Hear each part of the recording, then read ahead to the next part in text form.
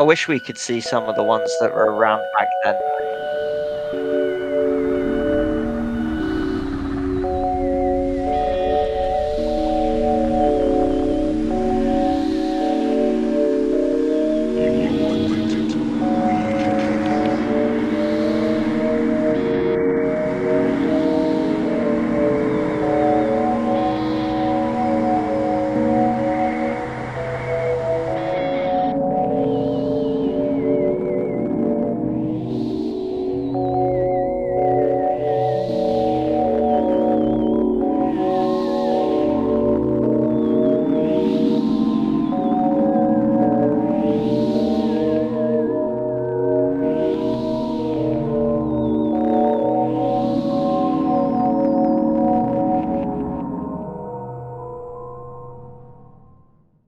Well, what do you think of those snazzy new opening titles? Even though I fucked up with everything else.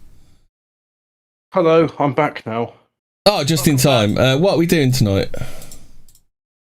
We could talk about the Great Reset and panic buying, and how we don't have enough drivers, so there's going to be a run on fuel in petrol stations. So get your fuel whilst you can. Hey, cheers. Quick question, Hobbit. Hello. Is that gas station simulator worth a buy? Oh, I really enjoyed it. I've heard it's actually pretty good. But funny enough, I when I got it, it's like a special offer, like 15% off. Offer ends in 1 minute and 30 seconds. So I was like, so I looked at it and just thought, I'll buy it. And if I don't like it, because I thought normally I'd just watch a Let's Play or something. Yeah. I'll play it for about just under 2 hours and then get a refund. But no, I played it for 3 hours and really enjoyed it. A lot of fun. So yeah, I'll put it on my wish list. Did you see the new titles that were kindly made for us by Voodoo Media? no, because I've literally been at the petrol station. Mum's like, can you buy me some petrol, please? Oh, but you know, people like your mum are actually creating the rush. I did sort of say, like, if it wasn't for the news talking about it, maybe 1 or 2 petrol stations would be out of fuel, but then people wouldn't think any. Well, but now there will be a panic because the media's created it and said, oh, it's not going to get any better because all the HTV drivers are retiring because it's a shit job and the hours are terrible and blah, blah, blah. Well, it's not really a shit job. It's just the pay's not good enough for the hours, is it? Oh, I'm watching the titles now. It was flying saucers and that, and yeah, it's pretty good. Voodoo Media says pretty cool intro you have there. Yeah, I liked it. That was really good, actually. Yeah. Very fun book, so. Yeah. Oh, but it's with the shitty old theme tune that's boring and dull. I hate That's it. the one I gave him. Oh, Voodoo Media, tell him, like, Hemi to put his thumb out of his ass and ask for the. Well, tell me which one. I'm not giving him 7 and making him make 7 intros of it. Well, what if you just had like a video and then you could just play whatever music you wanted? Well, I've got just a video. I've got just a video, haven't I? Yeah, and then you can play whatever music you want on top of it. Yeah, I could do. I bet. Should you want me to do that next time? Yes. I would like you to do that thing next time. And right, have we decided what we're doing? Panic buying, the end of civilization. Yeah, let's go with the end of civilization, because remember on Tuesday I was doing Volcano Watch. Yeah. Well, La Palma volcano's not stopped erupting, it's still going. And I heard that on the west coast of the USA, Rat Island, which is a volcanic island, that's also erupting. So I thought you were going to say Rat Island has got like a load of rats on it, and they're all going to swim away from the volcano, and everyone's going to die of rats. There was an earthquake in Australia as well, wasn't there, the other day? Well, I don't know what's going on in Australia, because now it's illegal to stream anything from Australia. It's like, you'll be arrested if you're streaming, and it's like, oh yeah, because the police are definitely not going to do any nefarious shit.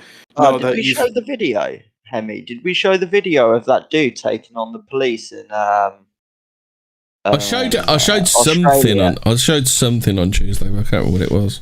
That dude was going hell for leather. Like, he's punched one copper, moved on to the next one, and then the third one got a spear job right in the middle of the stomach from his head. Like, that was actually really fun to watch. Do you remember? Do you remember when John Rufio from the Proud Boys? Oh shit! That dude had some brain damage, didn't he? It was like that. It was like watching that. Like, oh, the human centipede is a dangerous animal. Just as the guy's winding a punch up. Oh, that is the best video on the internet. Just watching like one Antifa's just gone straight unconscious, and his mates grabbed him and dragged him off. The other one's tried to hit him with a bat, and he's took that to the arm, smacked that one straight out with an overhand right. So the thing is, not that we had streaming services back in the last Great Reset, but if we did, do you think we'd see the same sort of lawlessness and general madness that we're seeing now? Because I think I think we're in unprecedented times. I don't think we've ever been in a situation before. Like, were they doing this sort of madness with the Spanish flu, which I was also told didn't start killing people until they rolled out a vaccination for it, and that's what killed people. I don't think they necessarily had a choice, because the Spanish flu started while the entire world was basically at war with each other. And there was also the Panama Canal as well, but they're carrying on doing that thing. And you had the Spanish flu, and then you had the Great Depression. So the two might coincide a little bit. Yeah, recessions and pandemics seem to be an occurring incidents. Well, what the crazy thing with the Great Depression is that in America, like, most people are rural and they were growing their own food, and yet people were dying of starvation during the Great Depression. Now, mostly everybody's an urbanite, and even if you do live in the rural thing, it's not as if you've got access to it. I mean, I've got no garden, I live in the countryside, and it's just so, like, what do I do for food? Well, the answer is you do desperate things if you're desperate. Yeah. You'll be like that Australian who was refused entry into a supermarket, so he just he stabbed a female copper to death, and and it's just like, well, look, if a man's hungry and he's not eaten for 4 days, and you're saying you can't come in here, sir, then you get what you fucking deserve. Yeah. I mean, well, I thought it was the end of times a long while ago, because there seemed to be like a spate of like women killing kids and children being murdered in fucking great swathes. It just seemed very, very fucking biblical at the time. Oh, I remember that. There was like something like 5 years ago. It's weird to think 2016 was 5 years ago, but there's this town called Farmore. They got a reservoir there. And I was driving through it, and I just saw there was this like police tape all around, and so I looked in like Farmore News, and it's like, oh yeah, a little 6-year-old boy had been stabbed to death by his mother, and you just like, that's why everybody in town's leaving all these flowers there, because it's like it's an absolutely horrific killing of this little child by the mum. And I was like, what sort of society do we? And back then at the time, I just thought like, there's no redemption for our place if we got mothers killing their children. I mean, they always do all the time, and they say what a great sacrament abortion is, but post-term abortion is still regarded by most people as a bad thing to do. Well, infanticide is uniquely a feminine pastime. Like, if you look at the statistics of it's not uniquely, because dads kill, fathers kill the kids all the time, though, don't they? Especially if the kids aren't theirs. But women are more likely to kill the babies. Yeah. I mean, there was that thing with the Prozac where they were just calling it Prozac murders, and it's like the women would have postnatal depression, and there's like, here, try this new drug Prozac. We've not tested it, but it's good for depression. That'll be fine. It'll be fine. Don't worry about it. Yeah, and then hilarious consequences happen. The police were going to all these places where like babies have been smothered in their cots by mothers. And the first thing the police would do, because pattern recognition was still allowed in the 1980s, was saying like, "You've been on Prozac?" "Yeah, I have." All right, come with us then. I like that pattern recognition was still allowed in the 80s. Yeah, no, it was. I mean, I'm told you have to have a degree in public services in order to join the police force now, because they didn't want to have like the, what's the sort of stigma associated to the bobbies prior to the 1990s. Like, they were very, they were rough and they were willing to do physical harm to ne'er-do-wells and reprobates, and we need a more professional police force. So why don't we get these dweebs that can do academic studies and have a degree in public services, and they'll be a much better police force than what we've had before. And it's like, well, as much as I don't like the police, because see Australia, sometimes you actually need someone that does violence, but in the sanctioned way, in order to prevent people from doing unsanctioned acts of violence. It's just, unfortunately, the state seems to really like those unsanctioned acts of violence. So. Sorry to be a black-pilled bastard. I mean, I think like all of this stuff means that it's probably going to end soon. This is not sustainable, is it? That gives me hope. Are you talking about Great Britain's new androgynous police force? Well, that was part of it as well. We were talking about pattern recognition and mothers killing their babies. And there was this thing in the 80s, Prozac murders, where like when Prozac was a newly prescribed drug, they were giving it to the mothers. And I remember Alex Jones talking about it. He says, you see, SSRIs are the same class of drugs as hallucinogenics like LSD and mescaline. It's like, no, they're not. But I thought, okay, what he was saying is that they put you into a trance-like state. I don't know. I haven't tried them. And then you're like, oh yeah, you won't feel depressed because you're a zombie at best. You just don't feel anything. Well, you're like emotionless, aren't you? You're supposed to be emotionless when you're on it, aren't you? SSRIs are like, you won't feel depressed, because I can't feel anything anymore. And then occasionally that just results in bouts of extreme psychosis and murder. Pretty much. What is love? Can I kill you? Could you sit still, please? Well, hop this knife in it's like the Nine Inch Nails song, isn't it? I hurt myself today to see if I could feel. Yeah. Don't they not want to get laid after a while too? I started wondering, like, maybe with the women that do this, maybe it's because they're so, like, I assume, like, the stereotypes are true. Women are emotional creatures and they like to think and feel, and they certainly like to do a lot of feeling. So if you've been on this drug, which makes you emotionless and you don't feel anything, maybe the psychosis, like, if I kill my baby, I'll feel something. Is that it? Sometimes there is things like that. Like, one thing I've noticed. What the fuck? Hold on. I think Prozac murders might be bollocks, because I've just googled it and I've found 1, 2, 3, 4, 5, 6. The top 6 search results say Prozac murders. The truth comes to light. All different websites with the same title, unless it's a book name.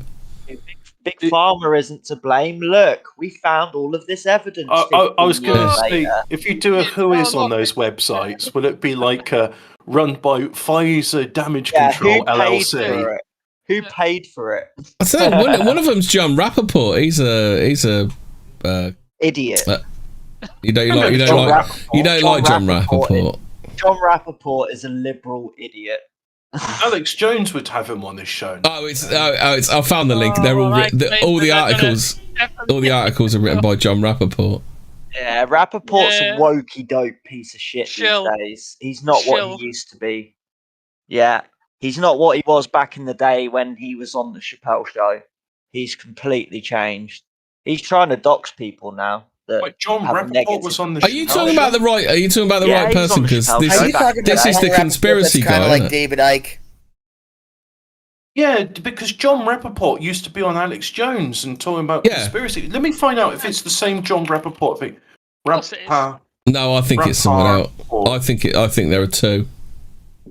Oh, no more fake news. John Rappaport, investigative reporter, and he looks a bit like that guy who says, "Looks white to me." So how's it spelled? Is it JOHN? No, it's JON. JON. Ah, right, it's different guy. JON. John guy. Rappaport, nomorefakenews.com, and Yeah. He says like AIDS didn't exist or something like that. One of them I've heard people say that. I love the AIDS denialist people. They are literal murderers. Well, have you ever had AIDS? Have you ever had AIDS? Have you ever had AIDS? No, I'm not black, so it Oh, doesn't affect me. I haven't had AIDS, but I believe in it. All right then. Fake news. I've done a lot of research into the AIDS denialist movement because I Have you used got to AIDS? believe that AIDS was fake. Did you used to I have used to AIDS? believe it was fake. Have you ever had And AIDS? everyone who funded and was in the massive AIDS denialist movement back in the mid-90s is now dead, and they all died from AIDS-related causes. What about Markov EastEnders? He had AIDS. Have you EastEnders, Hemi. Yeah. What did I say? Speaking of EastEnders. EastEnders. EastEnders. Cool. I'm posh now, don't you know? Oh. I hold my pinky out while I'm drinking now. Oh well. I like EastEnders is my favourite TV programme. See, look, he spends 5 minutes with PPP and he's changed all of a sudden. EastEnders. Yeah, Have you guys ever done the That's Bullock show? It's kind of basic, but Hemi, that's Bullock. Just go through the 100 list, like that's Bullock's. World War II Bullocks. Vietnam. Nah, we don't touch World War II. We leave that. Yeah, we've had enough of World War II. Yeah, we leave that for the Nazi revisionists. My one gripe with World War II is there's not enough like historical documentaries done about that period of history. Yeah, do you know what my regret is? My regret is that I wasn't alive back in those times, so that I could. It's a conspiracy theory for you lads. Is World War II a massive distraction to keep your eyes off the rest of history? Yes. Yeah. Guys, don't focus on history. Absolutely. Focus on who should have won World War II. Yeah. I don't care. I still wonder how like all of the world went to war because like some Serbian assassin killed an Archduke of Austria and like okay now France and England are allied against Prussia because like this Duke got assassinated. Okay, that makes sense. Oh, and Russia also is going to attack the Austrians because this guy. It makes about as much sense as like, yeah, we've got to go to a war with Afghanistan for 20 years because we need to arrest this one man that did a terrorism at some point. What's really odd about the that bit in history as well is why were the Ottomans and the Austro-Hungarians on the same bloody side? They've been fighting each other for 500 fucking years. How does that make sense? Why would anyone like ally with the Turk roaches? Like, I mean, All I know is I love to it's got a annoy the point. American and British women with Russia. Like, they're China. not even Turks. It's dishonest to call them Turks. They're Ottomans. They're still Ottomans. Like they persistently do Ottoman type shit. Well, my understanding What you is mean? that What you mean? You put your blankets in them? Oh my gosh. they're called Turco men because Just Ottomans doing Ottoman stuff. Looking after people's blankets. Is that why they're called Ottomans? Because they used to look after people's that's the one. blankets. Yeah, absolutely. they build guns that are too big, right? That's what they do. oh yeah, with the massive like Bombards, yeah, the massive balls which are larger than a man because that is like how do men load that up? Not really. I thought that was an Iraqi supergun joke for a second. Yeah. Does anyone remember the Iraqi supergun? Oh, I did get your joke then, Mad Raz. Israelis wasted the doctor in a hotel, the guy who designed it. Well, they have a problem, you see, because Constantinople had really thick walls, and they were like, shit, at the time, like, how could we rewrite history to make the Ottomans win Constantinople? And so they came up with, let's just build giant guns. That's how they did it. You know? So that's my theory, anyway. So then they did it again in the 90s to frame Saddam Hussein, didn't they? Yeah.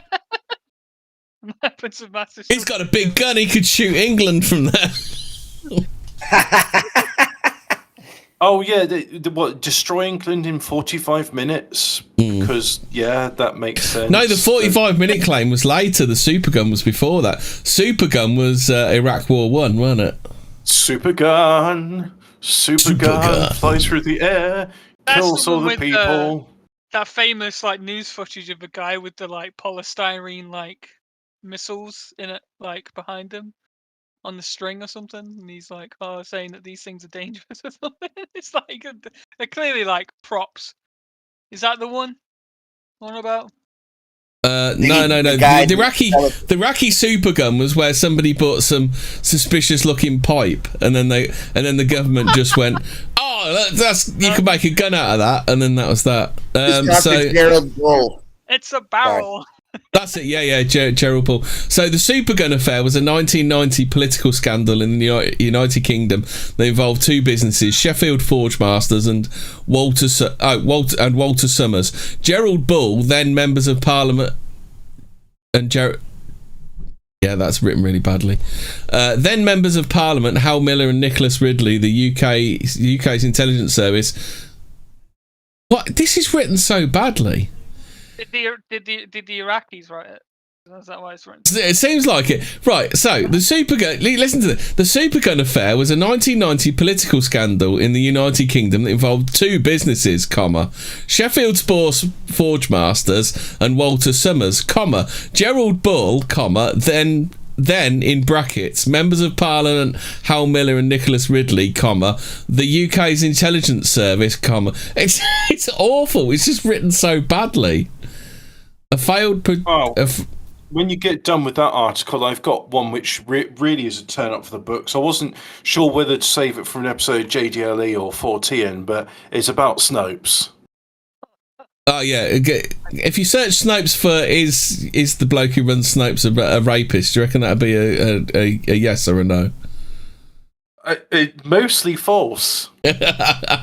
Canadian engineer Gerald Bull became interested in the possibility of using superguns in place of rockets to insert payloads into orbit. He lobbied for the start of Project HARP to investigate this concept in the 1960s, using paired US Navy 16-inch /50 caliber Mark 7 gun barrels welded end to end. Three of these 16-inch /100 406mm guns were emplaced, one in Quebec, Canada, another in Barbados, and the third near Yuma in Arizona. HARP was later cancelled, and Bull turned to military designs, eventually developing the GC-45 howitzer. Some years later, Bull interested Saddam Hussein in funding Project Babylon. The objective of this project is not certain, but one possibility is that it was intended to develop a gun capable of firing an object into orbit, from whence it could drop onto any place on the Earth. Gerald Bull was assassinated in March 1990, terminating development, and the parts were confiscated by British customs after the World War. We don't need to know who assassinated him. All we need to know is he was assassinated. Sorry about that. Oh, no, it's fine. I was talking about the supergun anyway, so...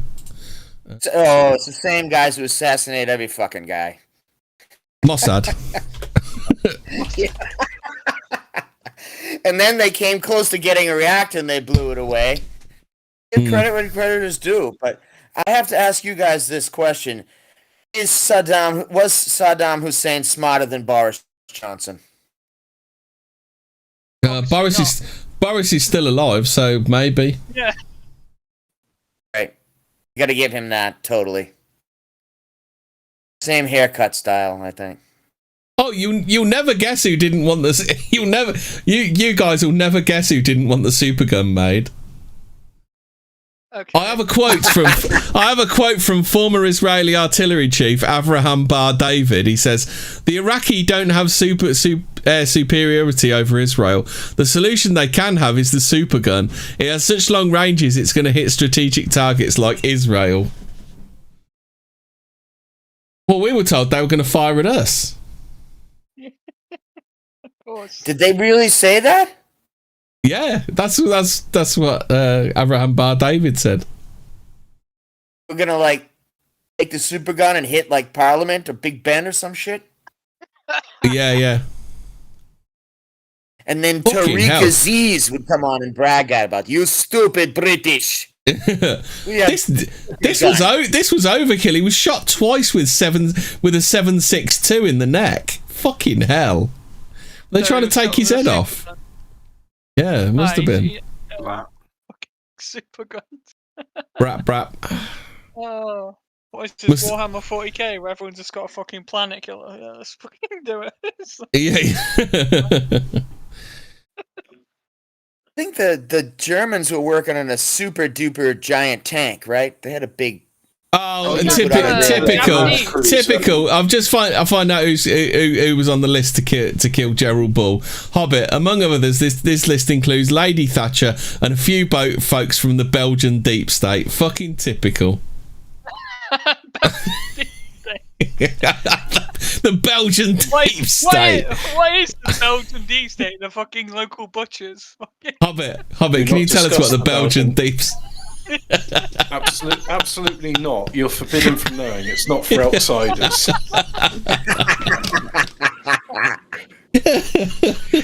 Hobbit, can you confirm or deny if you're part of the Belgian deep state? No fucking comment. Why is the chocolate so good there? Well, you see, it's the tears of the Congolese children in every bite. But this dude here, he says, nevertheless, I will give the Belgian investigators some credit. They did not rule Gerald Bull's death a suicide. So here's declassified FBI facts from Brussels to FBI director. So this is April 9th, 1990. So it says page 4, Depart 0011 secret, and then crossed out. So I don't think it's secret anymore. Been assassinated by either the Iranians, the Israeli Mossad, the British M16, or the CIA. Sorry, MI6. Although Legat Brussels knows M16. I believe that was known as the British Lee Enfield self-loading rifle. Yeah, I think it was. Although Legat Brussels, look, I started talking about Legat Brussels. You start talking over me and trying to put me off. Old Ducat Brussels. We all know you're a Belgian. You've given it away now, Hobbit. We know you're a Belgian deep state chaos. Yeah. Although Legat Brussels knows of no evidence surfaced thus far substantiating any of these claims, the US ambassador here has authorised embassy officers to interview Redacted on his return to Belgium from Redacted funeral in Canada. This will be a low-key interview to elicit any information Redacted may have regarding the Bull's dealings in Iraq to develop leads in the case, which could of course be passed to Belgian authorities, and also to obtain any positive intelligence regarding the Bull's knowledge of Iraqi weapons development, particular nuclear as well as biological and chemical welfare capabilities. Nico Station, Brussels, has expressed no active interest in the matter. However, the Defence Intelligence Agency, DIA, contingent within the Defence Attaché's office has been requested to obtain background on the companies and individuals with whom Bull was associated, which are listed above. There you go.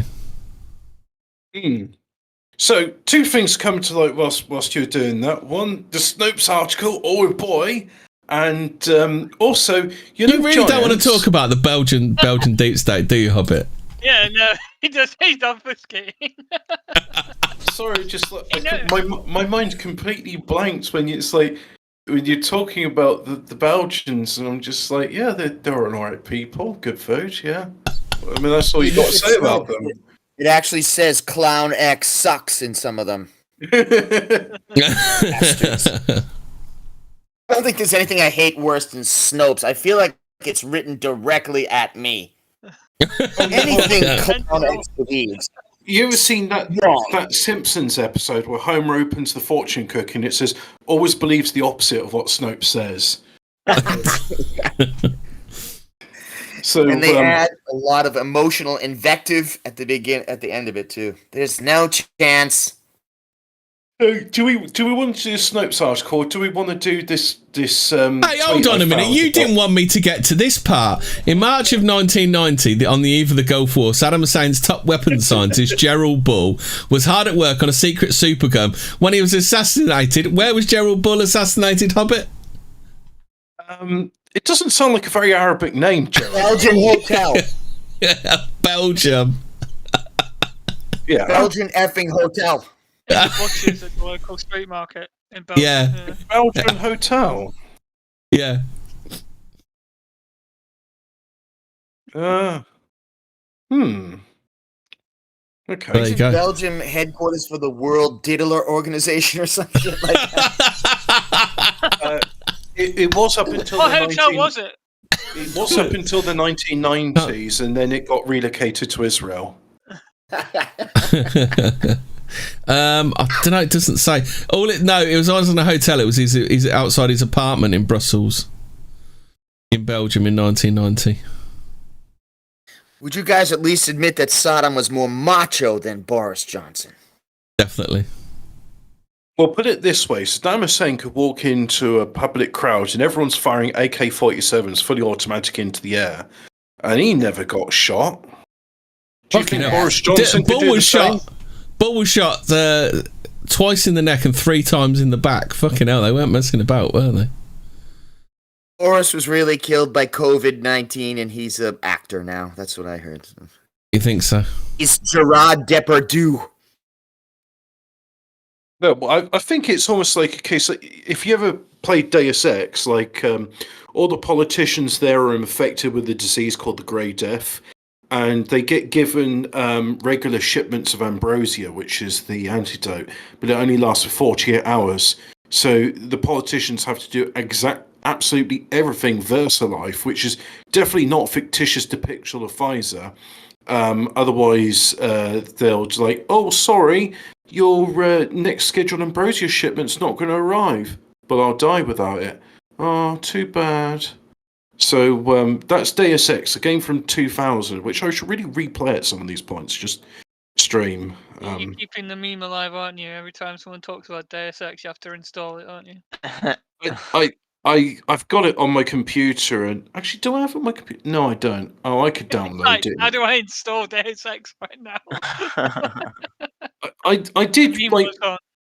I think I played it on the New Year's of 2020, and it's because someone said, if you play on New Year's of 2020 at this time, then when this scene takes place at the briefing, then it's going on at exactly the same time. Did you know the CIA has an assassination manual?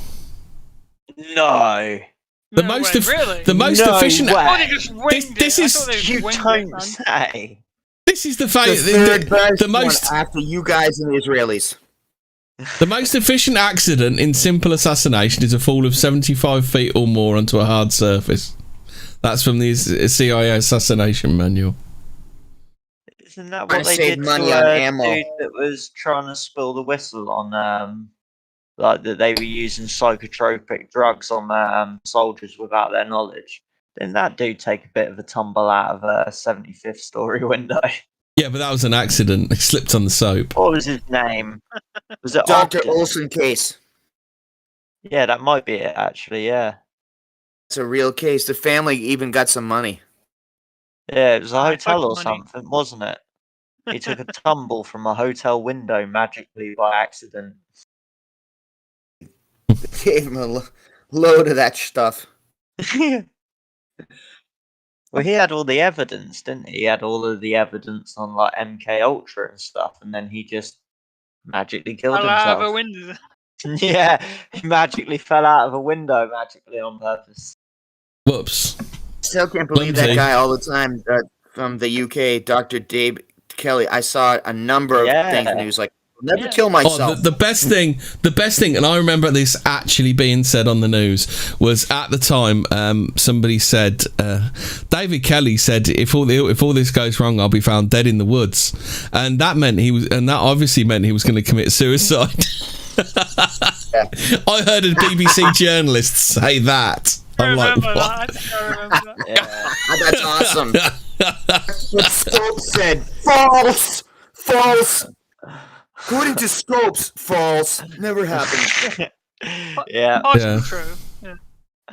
The Dr. David Kelly one is such a wow. Like they weren't even really trying to hide it either, were they? Like they just don't care. I think they've got to the point. They're like a rabid animal now. The government just don't care. Lewis Black put it best. He said the thing between government and corporations said it used to be a clandestine thing. It said it used to be it'd be like you were standing outside a hotel and you'd be like, I know someone's fucking in there somewhere, and then he said they're just like two fucking horny dogs just fucking in front of you. I mean, that's right. Yeah. I don't even want to Look at joke what about this stuff anymore with the stuff that the Australian government's doing. I mean, today it's Australia, but I mean, tomorrow it could quite easily be here. And frankly, Wait, it already is here. What are you on about? Yeah. Well, we do seem to have escaped a lot of the insanity, don't we? I mean, the pure insanity that's going on in Australia. As brutal as the Australian, but I mean, the Australian police right now. I mean, if you're not wearing a mask, they will rugby tackle and smash your face into the ground and crack Didn't we your have that skulls last open. year, though? Didn't we have that last year? Like, The police aren't shooting us with live ammunition. I don't know. They were more like Jobsworths last year. They just hassled you, didn't they? They weren't really like attacking. I suppose the closest you could get was, do you remember the riots when it was like the BLM rioters and they were turning up in baseball caps and they were happy clappy and would you mind going this way, sir? And then when it was the white people protecting the monuments, it was like a full riot gear, smash the fuck out of anybody moving. Full fucking TSG and everything. Just oh shit. Like how they have like 40 guys in their military and they want to take on China. what, the Belgians? Yeah, I know. The Belgians. It's going to end badly, isn't it? Isn't there a food riot in Soylent Green when they just come along with like a garbage truck and they just like scoop people up into it and flick them into the back? That's what's going to be happening in Australia tomorrow. Yeah. For your safety. For your safety, yeah. How many? And then the next day there'll be a war with Oceania, yeah. If they We've did always that to been somebody at war for with not Oceania. wearing a mask, wouldn't the American chicks be like, yeah, it's justified. They ran him over with the bulldozer. He didn't have a mask on. I see, yeah, you guys in America seem to be like the colonies seem to be suffering really badly. Like America, Canada, and Australia, they're all suffering really badly. I mean, it's pretty much over now, isn't it? You don't see many people with a mask on anymore. No. Whereas America has gone fucked. No, it's all back on. It's all coming back on. But, it's fatigue. Aren't kind of doing it, but if you're supposed to wear them, and they're back to it. I don't know. It doesn't make any sense. As far as I know, Jaff in the chat says, except Joseph Smith. Jaff in the chat says, except Joseph Smith. Dum da dum dum dum. If you go back and you watch, like, I don't recommend it because you'll get brain damage, but if you go back and watch Joe Biden speeches and everything, he always says, they said I can't say this. They told me to not say this. They're going to be angry with me. Who's they, Joe? I don't know much about the Mormon faith, but I'm guessing part of it includes gay anal rape because Jeff's saying you better not shout, you better not cry, bite that pillow, hobbit, I'm coming in dry. Anti-Catholic, pro-trans propaganda. Yes. Yeah. I guess that was in the book of Lehi or Mehi. No, it was in Too Deep. That's the book of. Yeah. So Snopes then rape on the Thursday show. Rape. 43 minutes. 43 minutes into the show, guys. Yeah, but it's spooky. It's spooky related because it's like Snopes co-founder Dave Mickelson accused of rape by wife. Play the rape song. That's Dave mostly false. That's mostly false. Oh, it's mostly false. Okay, It's Dave mostly Mickelson false. co-founder and CEO of fact-checking website Snopes. Citation needed. Citation needed. Has been accused of Fact check. Hold on. I've checked up. Snopes and fact checking. That's mostly false. He's been accused of rape by his estranged wife in a bombshell Facebook post. Alyssa Young is the second wife of Dave Mickelson. Weren't they really fat and have cats? They married in November 2016 and split at some point in 2020. In the 9th of September 2021 Facebook post, Young alleges that Mickelson repeatedly raped her when they were together. She also claims that Mickelson used gaslighting techniques, mostly false, to make her think she was crazy and is now ignoring her ever since she threatened to take legal action against him. In the post, which is archived here, Young claims that when they were together, Mickelson raped me every morning when she reported Mostly him false. to a therapist. Yep. Dave would allegedly tell them that she was on drugs.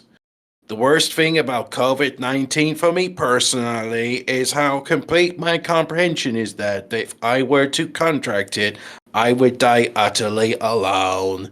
My parents are completely self-absorbed, narcissistic pieces of work, only concerned with their emotional blackmailing and their narcissistic supply. My own mother, who was once the director of the Pierce County Rape Relief, now is lay leader of the Wildford Methodist Church, doesn't want to disrupt her happiness with my rich husband, who quite honestly raped me every morning by engaging with me only when I was asleep and called for tearful years. Oh, I can't do that voice for the rest of it. And yes, I honestly raped me every morning. The most believable sentence I've ever heard in my life. Yes. And yes, I regularly sobbed to him to stop, and his therapist was what was going on. I went to multiple therapists and went to multiple the rapists and told them what was happening, but they decide upon speaking with David Mickelson that I was on drugs and that I was the problem, not the raping. I went to multiple lawyers, all of which were happy to take my savings and then tell me how wonderful David was and that I should not pursue domestic violence charges. He refuses all community. You ever asked yourself if she was the problem? Yeah. I've been to 109 the rapists, but they all say I'm the problem. 109 psychiatrists sent her away. I just like that she's real in her mind. Fucking hell! Did you know Wikipedia has a list of assassinated persons? Do they include Snopes? Not yet. Not yet. Belgian Secret Services are working. Is Saddam Hussein in there? I don't know. I'm just gonna. Belgium's not on here. Bastards. Belgium's not on it. The sly bastard. Belgium. So the Belgian deep state have been for. Hold on, no, it's alright. I found Europe. It's okay. Belgium. List of assassinations in Europe has its own place. Belgium. Right, let's have a look at assassinations in Belgium. Belgium just claimed it was Germans. There's only been 5. The Dutch. Charles I, Count of Flanders. Hacked to death by knights with broadswords at St. Donation's Cathedral. Julian Lahut, chairman of the Communist Party of Belgium, was killed by Belgian royalists. Was shot in his hometown of Serang. Based. Based. Probably Leon's Grell's work. A base tanky killed by fucking royalty. Imagine my shot. 1950 that was. 1971, Maximiliano Gomez, a Dominican communist leader, was poisoned by his lover in Brussels. And then Gerald Bull in 1990. And then 1991, André Coles, the Belgian politician, was killed in Liège. Liège. A socialist. I tell you, they don't like communists in fucking Belgium, do they? No, they do not. What's that? 4 out of the 5 people assassinated in Belgium, communists. Well, there was that thing like saying that of all the non-German regiments, the Wallons SS Brigade was the most notorious for most confirmed communist kills and flaying alive of Russians. They were notorious. But whilst we're on the subject of Belgium, and if we were to compile a top 10 list of most prolific anti-Semites in Belgium, who would be top of your list?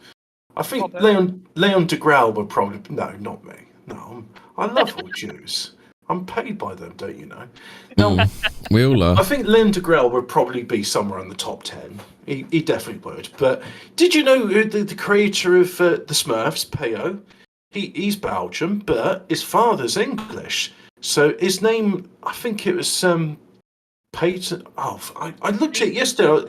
It was a name like Galliard or something, or Goldchamp, and I thought that's not a very Belgian name. Maybe just find out because the thing is, he's been accused of anti-Semitism before, because it's basically like Gargamel is a Jew that wants to harvest the Smurfs' blood, and he creates a female golem called Smurfette to try and seduce them all with pornography, and it doesn't work because Papa Smurf is wiser. What about Pim Fortuyn? What's his name? Pim Fortuyn? Fortune? Yeah, Fortuyn? Pim Fortuyn is Dutch. Oh, yeah. Well, right. That's all right then. That's probably why he's not on the list. They don't count as human, do they? No, they don't. So, Pierre... I tell you, fuck me. Mossad's busy in France, innit? There's 1, 2, 3. Jewish Remembrance Commando. I think we can count that as... You know, Francois Duprat, neo-fascist writer, was killed by a Jewish Remembrance Commando. What the fuck are they? Basically, like Jewish Remembrance Commando. Let's start like a good old Google. What is what is a Jewish Remembrance Commando? They're eventually gonna get all of us, man. Pim Fortuyn was assassinated. Right. I thought he had a heart attack. Oh, it's a Jewish Commando 3 troop. 10 commandos. The fuck? Are they commandos? You have a look at this place. Ask, what is Hobbit? How can Hobbit do such a good imitation of French guys? Because he's a dirty French. Sorry. That's why. Creator of Smurf's name is Pierre Culliford, and his father was English. Yeah, I just put it in general in it. Just have a look at how many like Mossad assassinations have gone on in France. They really need to get a handle on fucking Mossad in France. They really do. Well, in France, it's illegal to say Jews assassinate French politicians. It's illegal to criticise the president. And I think that was even put in before François Hollande came into power. Nicolas Sarkozy, because people were saying, hang on, aren't you a Hungarian Jew? What are you doing ruling France? And he was like, off to Gulag with him. He's just criticised me. And that's anti-Semitic. And then people was like, what do you mean it's anti-Semitic? You're asking why it's anti-Semitic? Well, off to prison with you too. No one can criticise the president. Imagine you live in a country where it's illegal to criticise the president. I mean, you know, if it was Cuba or somewhere, I could understand it. But France, France is supposed to, like, when you think of France, you don't think like, oh yeah, that's a third world dictatorship. But right. Fuck, did you know in 1995, Fatih Shikaki was killed by Mossad in Malta? Yeah, so Mossad literally said lip up Fatih.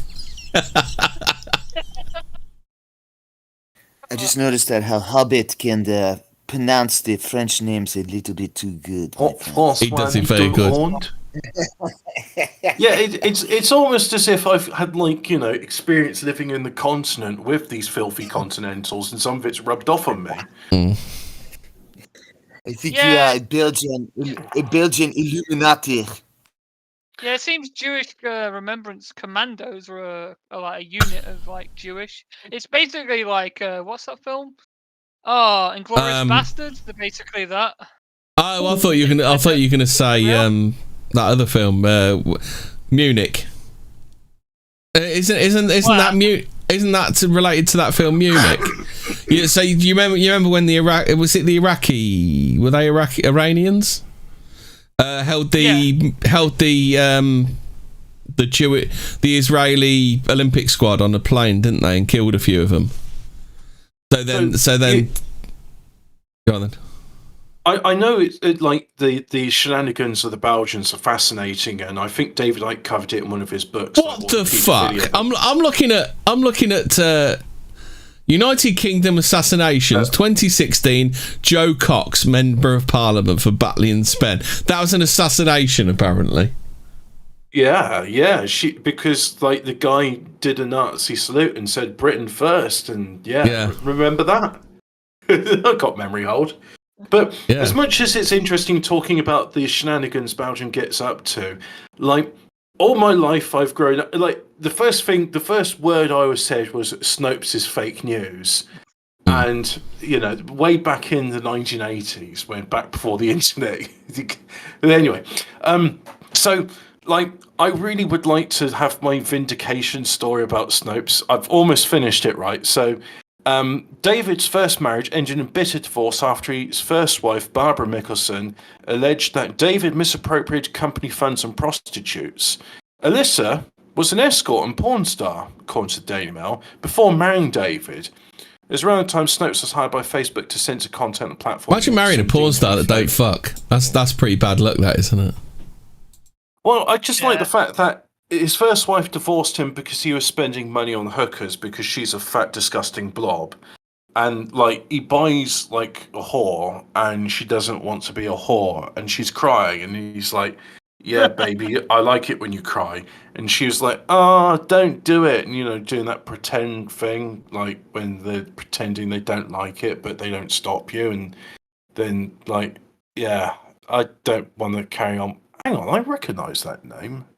Sean El Tatabatabata. Yeah, he was on that David Icke thing. Remember he did that TV show? The People's Voice.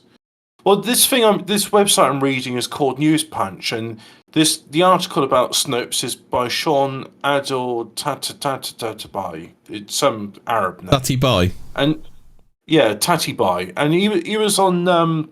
I remember seeing the People's Voice. It was this thing in 2013, and it was supposed to be like, breaking through the things. And of course, David Icke was like, well, we can't accept any of these advertisers because they don't meet our stringent, like ethics. So the channel just went tits up and closed after a couple of months. Is that the one where the cameras went missing and stuff? Oh, I'm sure lots of stuff got misappropriated. The best thing probably to come out of it was the fact that he gave his son Gareth a music show where he got his friends on to do various acts, and that was fun. And, there was a few things from it which were quite good actually, but just it's all gone. I don't understand why you didn't just do it as a bunch of YouTube channels, uploading various bits of content, just saying like. That's also where I had Windows on the World. I mean, that guy's pretty good because before Crime Bodge was a thing, there was Mark Windows. I've got to say, there's a quote on on D Live. Nobody expects the anti-Semitic Inquisition. That's tickled me.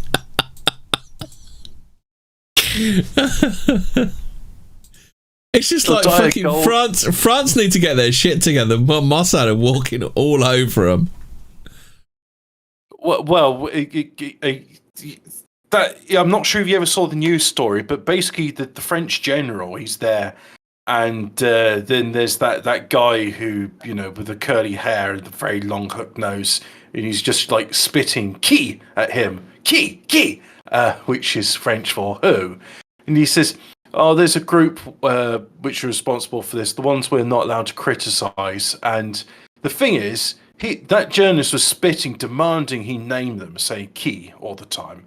But if he had actually named them, he would have been arrested because it's illegal to criticise Jews in France. And I'm not making that up. I'm not. I mean, it's illegal to criticise the president, and it's just a coincidence that the president happened to be a Hungarian Jew at the time. And it's still illegal to criticise the president because Macron, as far as I know, is not a Hungarian Jew.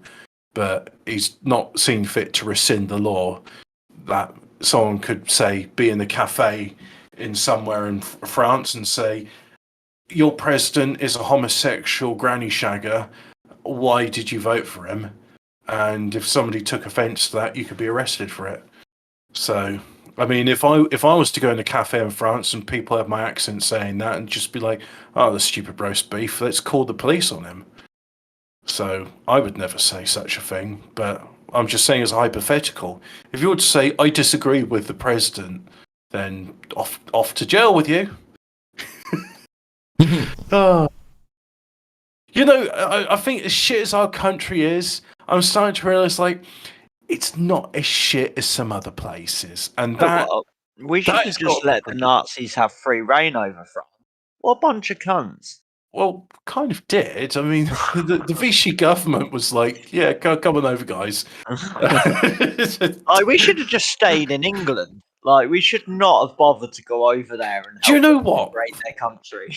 Funny enough, there was quite a few merchants. There was quite a few people saying that this isn't our war. We don't need to get involved with it. Let's just pull our troops back from Dunkirk and be done with it.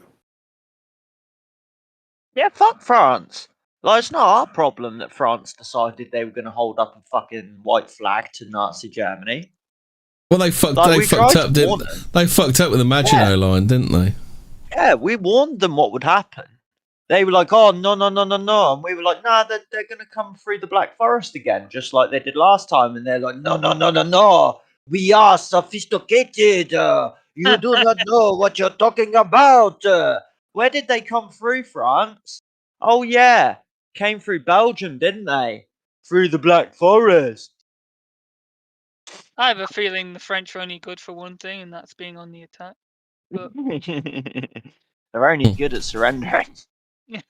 Well, I mean, Bonaparte didn't. I mean, you know, Bonaparte may have not done too bad, right?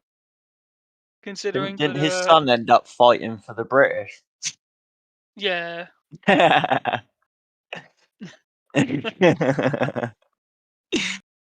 Mate, I bet Napoleon was spinning in his grave. I built you an empire. And look what you do. You throw it away and get put in the fucking prison as well, right? Was it World War One that get in the Bastille?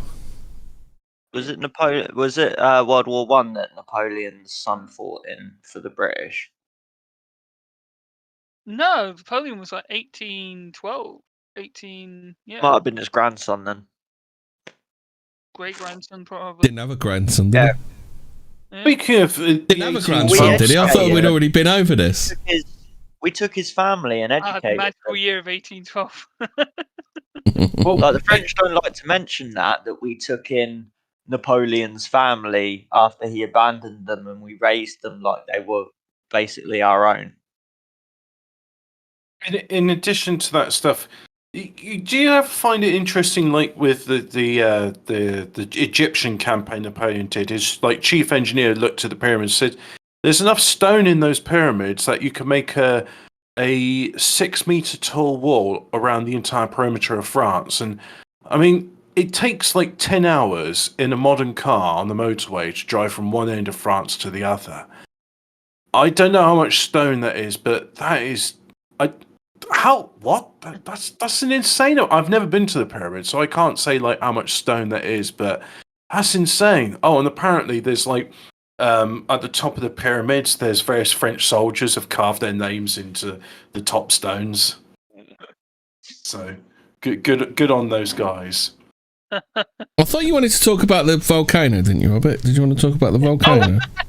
I do want to talk about the volcano, but there's all these other things as well, and I really need to stop looking at this fat guy called Nick Avocado. That's just... stop it.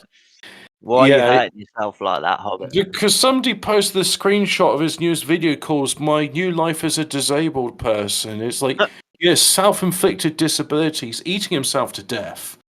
Being fat isn't a disability, it's called laziness. Yeah. No, he actually works very hard at being fat because he eats an incredible amount every day. I mean, Have you seen the before pictures? Yeah, I have. I'm gobsmacked at how much he can put away in a single sitting. It's disgusting. I know, right? There's been a number of things this year which is very, very unusual. I mean, before I talk about the volcanoes, the fact that the Suez Canal had a ship grounds there called Evergreen, Event Given, Evergrande. Nobody really knows what the name is. Even hold on. How about this one? This kind of relates. This is because I'm just flicking through my big book of the paranormal. I just found during the reign of Charlemagne, 9th century AD, an enormous block of ice, 990 cubic feet of it, fell from the sky. What? Yeah. How? Not this one again. Not this one again. I get. Fucking ice falling from the It's fucking sky hailstones again. again. It bounced up and down until Did they it's big enough. vibrate? Yeah. Yeah. It went Did up it and down vibrate? until it's They big bumped enough up to and fall ground, down. don't they? Yeah. I'm guessing they were doing renovations on the firmament dome, and Yeah. so like a bit of it snapped off and fell to earth. But no, so not once has that event happened before, and like you know, it just it's very unusual that it did happen the first time, and a lot of people then were saying it was a deliberate act of sabotage. But then, in the space of a few more months, there was another ship that grounded in that area. Then we had the unusual forest fires that happen all the place. Now, some people could say, "Oh, well, that's drought and this and that." But then there was that thing in British Columbia where it was 45.2 degrees Celsius, and British Columbia is like it's in North Canada. It's in the mountains. It's not known for being a warm place. That was insane. How about this one then? At Acle, a village in Norfolk, England, small toads fell from the skies in such vast numbers that the local people were greatly inconvenienced. You listen to this next bit. In October 1863, it was reported the villagers had to sweep them up by the bucketful for burning. So they just fucking burned them, bastards. And the French, meanwhile, just be like, "Oh, that's perfectly good food. What a fucking waste. What a fucking waste. That's what the French would be saying, wouldn't they? Yeah, it's like, quelle horreur.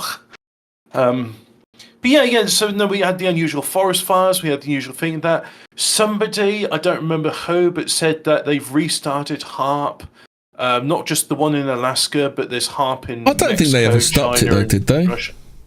Well, they would definitely do it during the storms that battered fucking the eastern seaboard, didn't they? Well, yeah, we had the very unusual floods, like all around the world, China, Europe. It was all flooding, and near where my cousin was, there was heavy flooding as well. And so I was asking him, I showed him a video. I was like, "Hey, look, I found this video on Terroristagram near you." And the first one I listened to, I was like, "Is that actually my cousin?" Because I was listening, I thought, hang on, no, but the accent is the same because, like, they're literally that's the town next door. So there was the flash flooding, and now we've got La Palma, which has been dormant since 1971. There's been last week there was a whole bunch of earthquakes in the Canary Islands. And what island is it then, Hobbit? What island's the volcano on? That's on Gran Canaria, isn't it? No, it's the island of La Palma, because at first I thought it was Gran Canaria. Oh, the island of La Palma. The island of La Palma. It's because La Palma I think is a town in Gran Canaria, right? Oh, I don't know. Yeah, that's what's confusing me. Yeah, yeah, it's a bit unusual. I imagine like you had a town called the Isle of Wight in England, and it's like, are you talking about the Isle of Wight? Or are you talking about the Isle of Wight? But anyway, the island of La Palma, it's been spewing lava since Saturday. And it's not stopped. They're evacuating the island.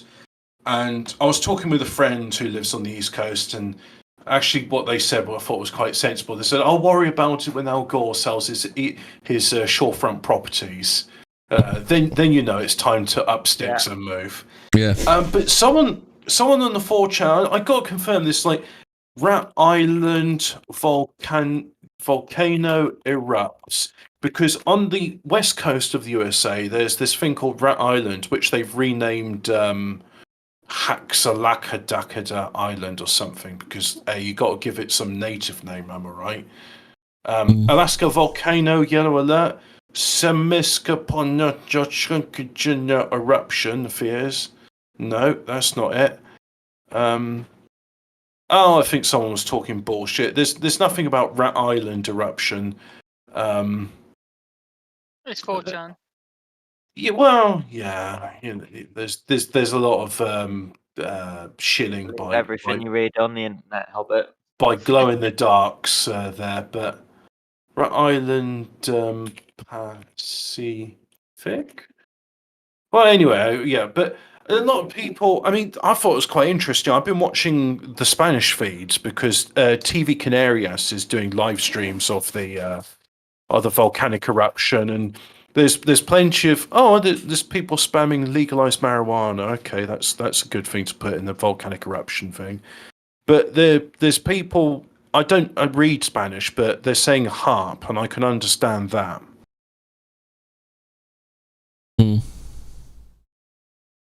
Yeah. Wow. You say restart. Me and Hemi say they never stopped using it. I don't think they stopped using it, Hobbit. You still there? They've restarted harp. It's just, that's a headline that anyone on 4chan's going to catch someone's attention with. It's like, well, they never stopped.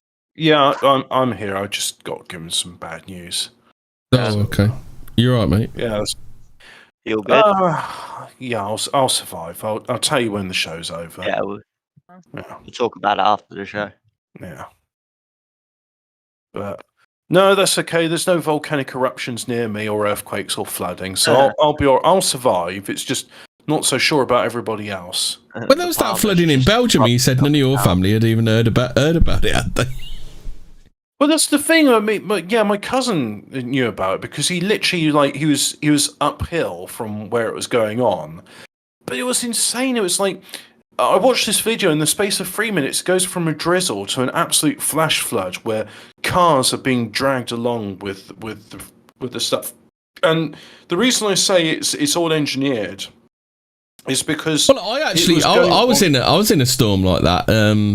It was in Leicester. And I was doing some work on the outside of a building, and this fucking rain come down. I nearly drowned standing up. That's how hard the fucking rain came down. I've never seen anything like it. It was like sheet rain. My God. Yeah, it was really weird. Mm.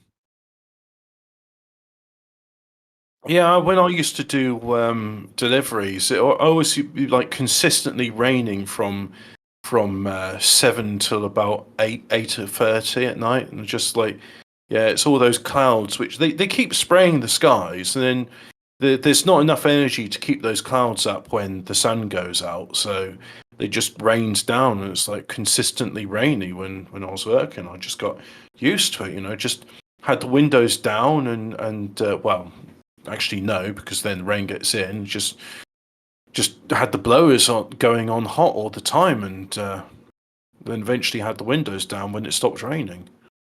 How about this one then?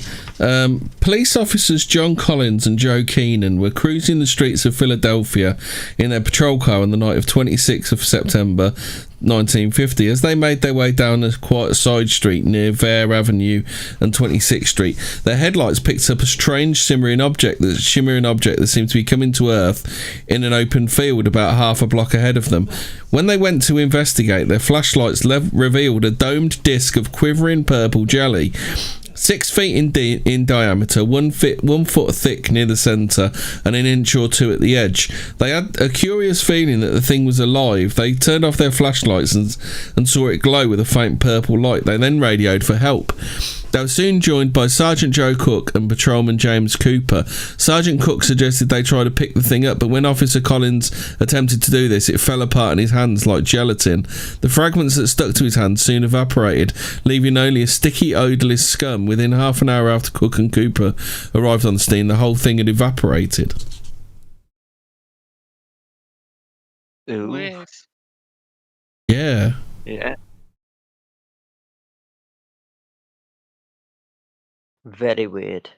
Weird stuff. Space jelly. Yeah. Yeah. Space goo. Space jizz. Space spunk. Yeah. Alien spunk. Yeah, maybe that's how they seed planets, by throwing this jelly at it. Well, one of them just stands over the top of the planet on the observation deck. Yeah, just that cop is fucking Patient jack Zero. off. It's like invading the body snatchers. He's Patient Zero. Fucking. That's how the lizard men get here. How about this one then? Thousands of thousand-franc notes rained down on Bourges, France in 1957. No one claimed the notes or reported any loss. The thing is, though, they would be able to work out where they were printed, though, when they were printed and stuff like that, wouldn't they, from it? Mm. Yeah. Because the serial numbers say when it was printed, and don't they know where it went to? Can't they pretty much follow the whole trail of where the notes went to? Well, you'd have thought so, wouldn't you? Yeah. Apparently not. Do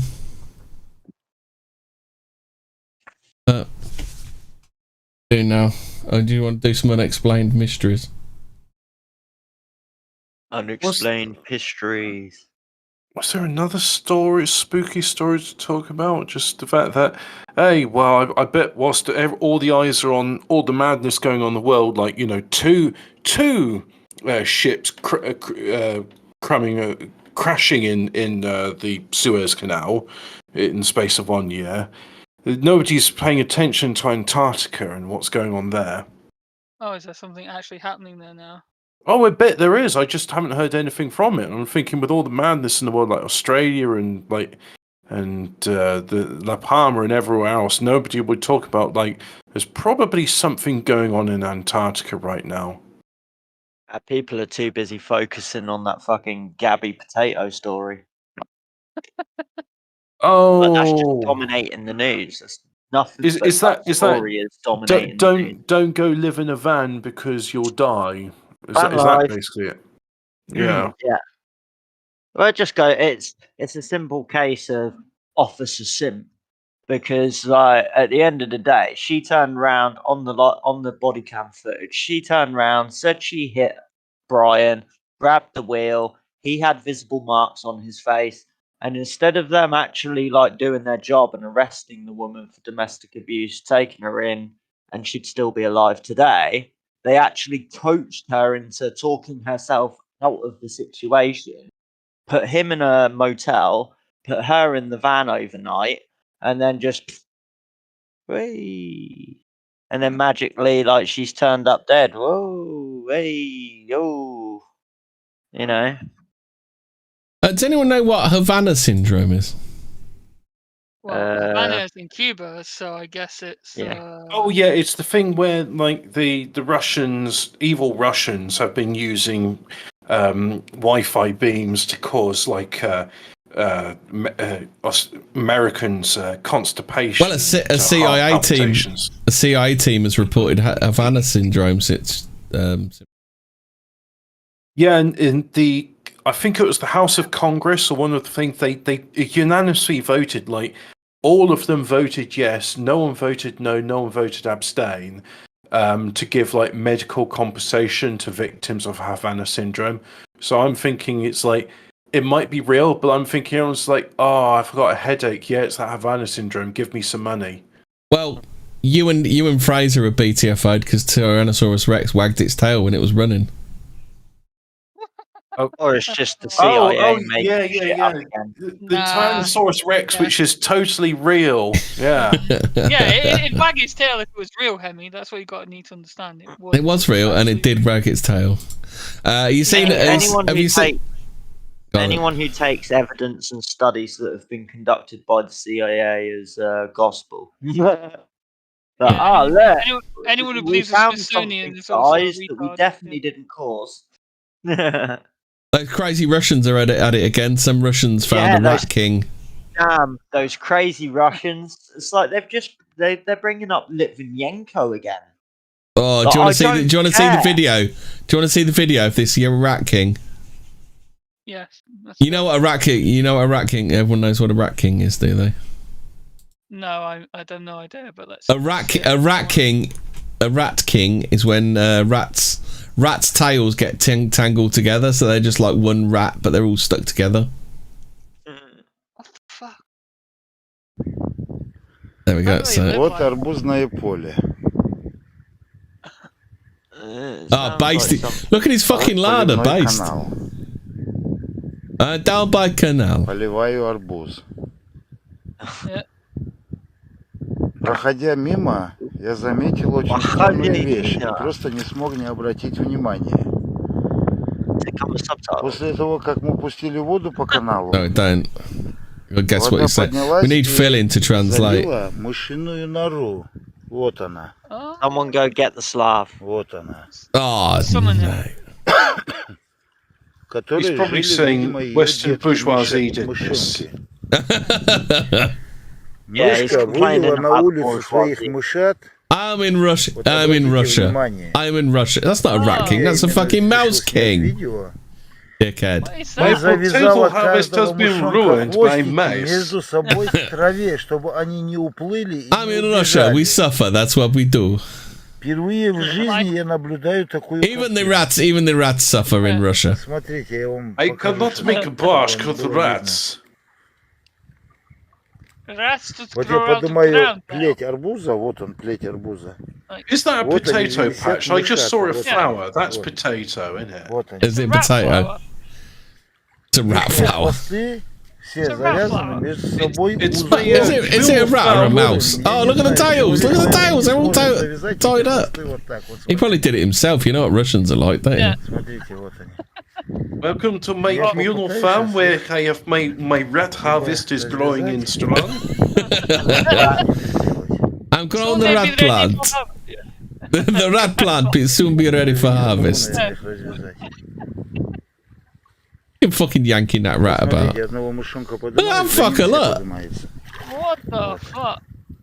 They're definitely Вот rats. они. Вот. So that now you know what a rat king is. Ugh. Это Poor little как она fuckers. умеет такие вещи делать? Oh. Rat king, more like a rat gopnik. Am I right? Как такое вообще можно сделать? Rat king, more like a rat don't. Am I right? Завязала это все. There you go. You know what a rat king is now. Hey, Кто-нибудь видел подобное? in addition to the Snopes being done for rape, И это все is a Vice headline. Unpaid fact checkers are getting burned out from in the gas chambers from debunking so many Nazis on TikTok. I mean, like the Nazi thing ended in 1945, which was how many years ago? Like 1995 would be 50 years. 2005 would be 60, 2015 would be 70. So nearly 80 years on from it, and they're still Nazis, and they're on TikTok. I mean, I thought TikTok was Yeah, for the youth. that's what the bell was for, Hobbit, you know? It was to go into the future so they could like post memes on TikTok. Yeah. Yeah. Have you seen that's it. Have you seen the Space Force has revealed the new uniform design? Space Force. Oh no. Space Force. Is it a onesie? It is. Predictably, however, the outfit, which features a dark navy button coat and grey trousers, looks quite a lot like the uniform seen in Battlestar Galactica and Star Trek Enterprise. Well, at least it's not Stargate SG-1. You leave SG-1 alone. Wasn't that good? Better than Stargate Atlantis. A creature resembling a crocodile, as remember that, resembling a crocodile. It might not be a crocodile, West but it Yorkshire. resembles one. Yorkshire. The Yorkies are at it again. Got his dog off the lead, hasn't he? The crocodile banned me. The crocodile banned me. The crocodile bit me. Believed to be approximately 4 foot in length, the mysterious reptile, which has been dubbed the Castleford Croc, has been recently sighted in the back garden of nurse Sarah Jane Ellen. She recalled grabbing her phone and taking a few photographs of the creature, but admitted to not spending long watching it as she just finished her night shift and needed to get some sleep. Yeah, I wouldn't be surprised if it actually is like a crocodile or an alligator or something. Can we actually see this thing then, not just the fucking... No, she obviously didn't upload. She obviously too boomer to upload any of her photos to anything. Like the illegal animal trade, like the illegal exploitation of exotic animals and rare animals is like, Yeah. you know, it happens. Our government will not talk about it because, well, Well, they have their hands in it themselves. Well, they think there's a Cayman. They think they've heard. Who is it? Someone said there's rumours. Someone said there's rumours that a Cayman have been set loose in the area. A Cayman will eat a person. Fucking hell. They're big enough to eat a person. A crocodile ate me. The fuck Crocodile ate me. There's a mystery woman in Croatia who can't recall her own name. I was watching a documentary the other night. You'll have to have a look for it, Hemi. It was called the Zanesville Massacre. If you've ever heard of it, it was a guy in Zanesville, Ohio, was keeping like an exotic. He was like a Joe Exotic kind of character. So it was like a Lake Placid type affair, then, was it? Sort of. Well, basically, he let the animals out. He let the animals out, and the local zoo only had 4 tranquilizer guns, and they were an hour and a half away from the farm, and there were over 30 animals loose. Yeah. Most of them apex predators. Look up the Zanesville Massacre. I was watching it last night. I was like, holy fuck. Like Jumanji, or Jumanji came at once, right? Yeah, pretty much. You think that's what it was? They were just covering up. It was actually Jumanji. The sheriff's department. Does someone need Jumanji, didn't they? Does someone need to do the meme? Jumanji expectation and reality. Oh dear. Alphabet Cat just said also rich people keep exotic animals and sometimes they escape and hence Hobbit, did you want to do the next one? Sir Clive Sinclair. Theory, wasn't it? Sir Clive Sinclair, a man ahead of his time. What we thought was man ahead of his time. Let's have a look. Unexplained mysteries. Out when they brought in the exotic animals ban back in 1972. Sir Clive Sinclair, man ahead of his time. Here we go. Right. Sir Clive Sinclair, inventor of the UK's first mass-market home computer, has died at the age of 81. Oh. Don't wobble the RAM pack. Don't you wobble that RAM pack. Yep. Load tape to continue. Yeah. Well, they used to have the what was the first one? Because there was the Sinclair Spectrum, but there was one before that, weren't there? The one that was really shit, and you had a RAM pack with it. And apparently, if you wobbled, no, it was before. I think. No, there was one. I'm pretty sure there was one before that, weren't there? I think the Sinclair ZX81 was like the first mass. It was a computer under £100, and it was a big thing. Yeah. It was like. Even though it was a shit computer with a terrible keyboard, it was like ZX80. Alphabet's got it. ZX80. Don't wobble the RAM pack. Well, anyway, you had to have a RAM pack with it that you stuck in there, and if you wobbled it, it was game over for everything. It was oh no, it's got a bit tricky. Someone's wobbled the RAM pack. That's the. It was a terrible connection, but hey, lessons were learned and things have improved since then. Sir Clive's. Yes, how to download RAM. Was the ZX80 the one with the rubber keys? What was the one with the rubber keys? The ZX80 and the 81 had rubber membrane keys, and they were terrible. The Sinclair Spectrum was actually fairly decent. That was like the first computer I ever used, and I liked it, despite its limitations. Anyway, Sir Clive's contribution to British technology, and by extension the British economy, is beyond dispute. An icon of home computing, he created devices that are enjoyed by millions. Oh, right. So you had the ZX80, the ZX81. Oh, yeah, there's a picture with the RAM pack. I found one. So you had the ZX80 and the ZX81, and then I think it was the Spectrum, wasn't it? Was the great leap forward, wasn't it? The Spectrum was pretty good, but bear in mind there was more expensive things like the BBC Micro and the Commodore 64, and then later on came the Amiga, and eventually, the PC was also around at this time, because that came out in 1981, but it wasn't really considered home computing because it was like $5,000 in 1980s money. Hobbit. Did you know the alphabet cats? I think he's our ZX. I think he's our Spectrum nerd. He said the ZX80 had 1 kilobyte without the RAM pack. What's it? It was amazing what you could do with all that stuff. Yeah. Yeah. The PC was for business, and you couldn't do graphics with it, could you? Yeah, well, for businesses. The graphics were basic. I mean, the Amiga was better at graphics. It was better for productivity than the Apple computers at the time. But unfortunately, Amiga just lost out. They struggled. But hey, Alphabet Cow, what was your favourite Spectrum games? Mine was Turbo the Tortoise and Lemmings. And then I remember when I played Lemmings on the PC. Codemasters Stunt Race. Is it Stuntman Simulator?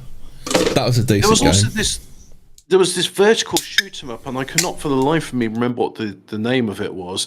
Oh, and Jetpack was very good. I mean, games which ran fast and smooth on Scramble. Spectrum were a rarity. Scramble's one of your basics that everyone had. But the motocross bikes, I never played that one. Kickstart. I played Ant Attack as well, but anyway, I liked the Spectrum, and then I didn't know Bubble Bobble was on the Spectrum. Yeah, there was quite surprising the number of conversions done for Spectrum.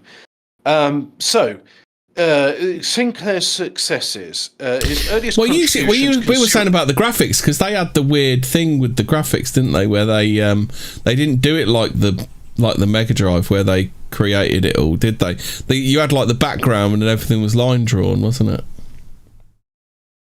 Now I like this paragraph here. These later inventions may have been a business failure, but they were a triumph of the will and imagination.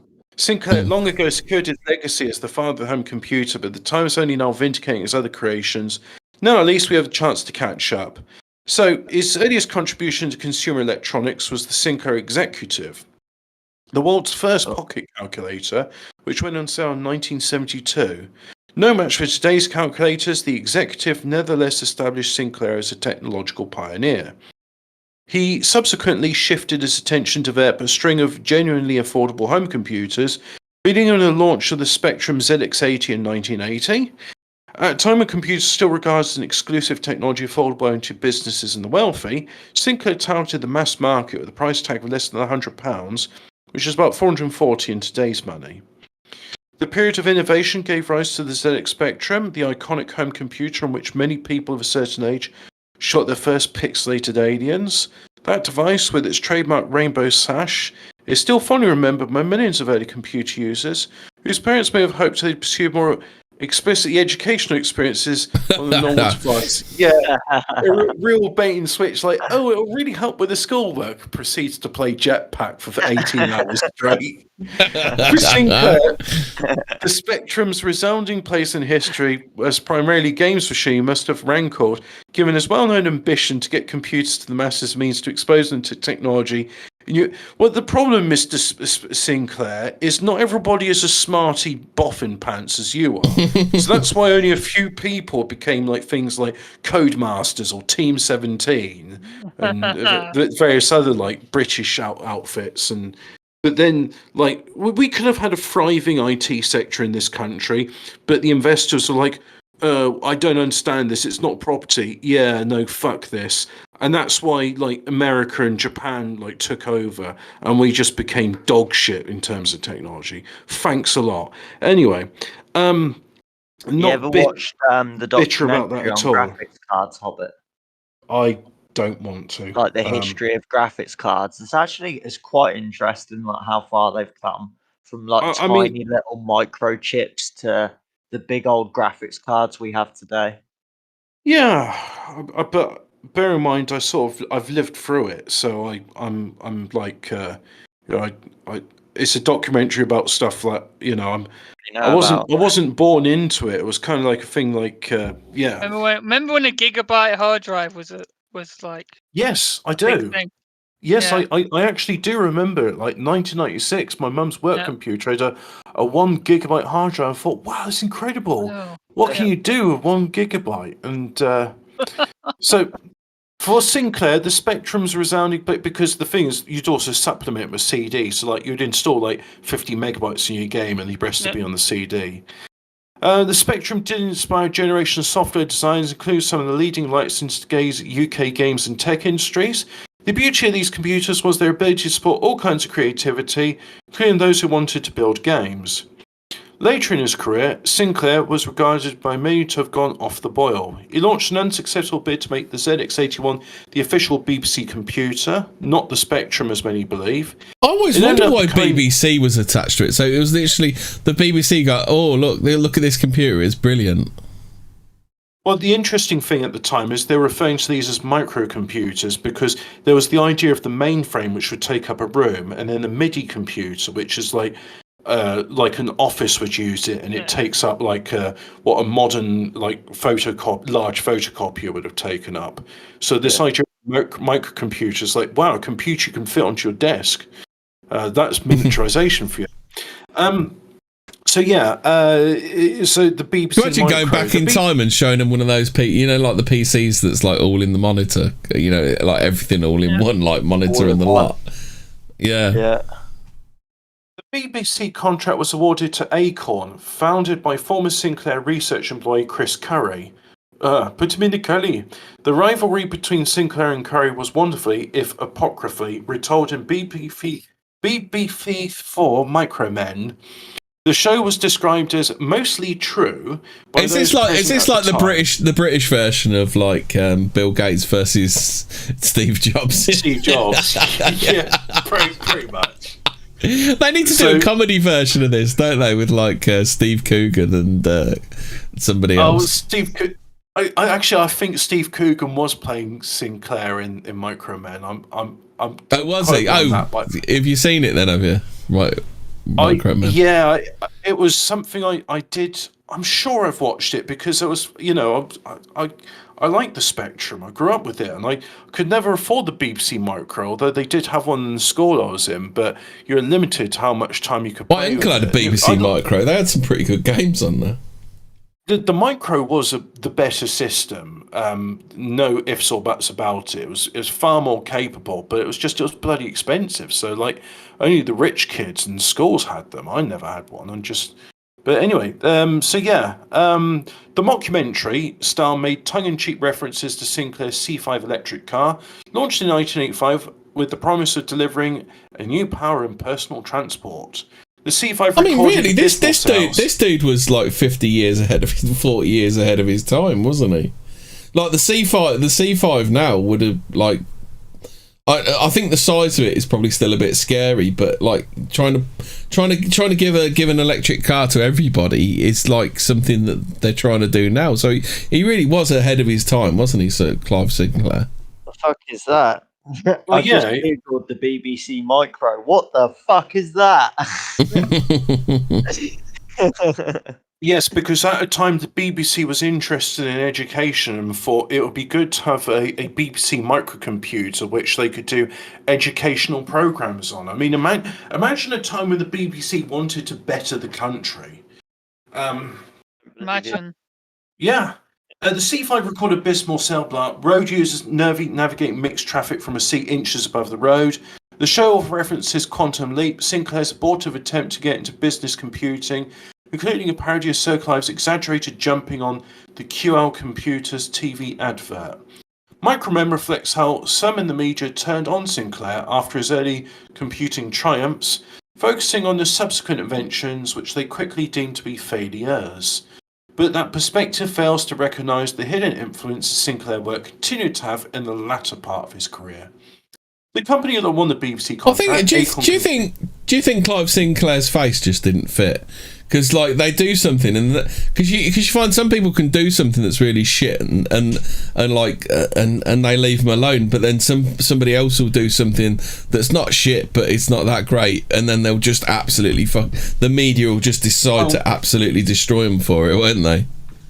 Alan Sugarstein has been far more successful with his computing products, and the Amstrad computers were a pile of shit. Oh, base! Next time Ian's on, we have to ask him. He said he's had a go on a C5.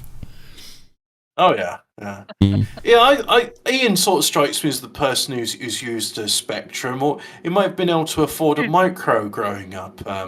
Yeah, so did you get to play Elite when it was a new game? That was. But by the way, Elite Dangerous is a very good game. The sound design on it is it deserves an Oscar. It's really good. Chris Curry did develop the ARM chip. Yes. My dad's met him, but that's a story for off the air. The company that won the BBC contract, Acorn Computers Limited, was itself an offshoot of Sinclair's Vision Innovation. It went on under the new name Advanced Risk Machines, or ARM, to create the central processing units that drive most of the devices we use today. That's right. All your mobile devices, your Chromebooks, and a lot of stuff. If it's not a desktop PC, it's running an ARM processor. Sinclair also possessed startling prescience. Electric vehicles are set to take over our roads in the next decade or two, and they will magically run on farts because we don't have nuclear to power them. But Sinclair C5, manufactured in Miffa in the mid-1980s, started the push towards... Yeah, as you said. Towards electric cars a decade ago. It wasn't to be. Sinclair was soon at it again, this time with the Zyke, first released in 1992. An electric bike with a top speed of 12 miles an hour, the Zyke also failed to excite customers. Never heard of the Zyke. Oh, actually, it was like a module you could fit onto a bicycle as well. My uncle's got one.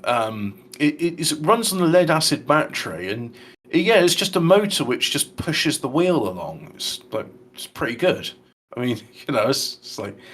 I found a picture. I found a picture of the Sinclair Zyke. I'll stick it up. So this invention, in addition to the Zyke, he also made the Sinclair electric bike add-on, which you could fit onto the rear wheel of your push bike. The invention also appears to have anticipated future trends in personal transport. Yeah, I've said that bit. Given the proliferation of electric bicycles and scooters on our streets today, Sinclair's drive was not necessarily to be the best, but the Zyke and the C5 are both at Bewley Car Museum. Oh, okay. Sinclair's drive was not necessarily the most affordable. That's a business model that many technology companies still emulate. All his inventions bear the hallmarks of products designed to solve everyday problems. Many sought to place cutting-edge technology into ordinary people's hands. So Clive's true legacy is the lasting impact of those central motivations. Millions of people fondly remember Sinclair's early computers with more than retro nostalgia.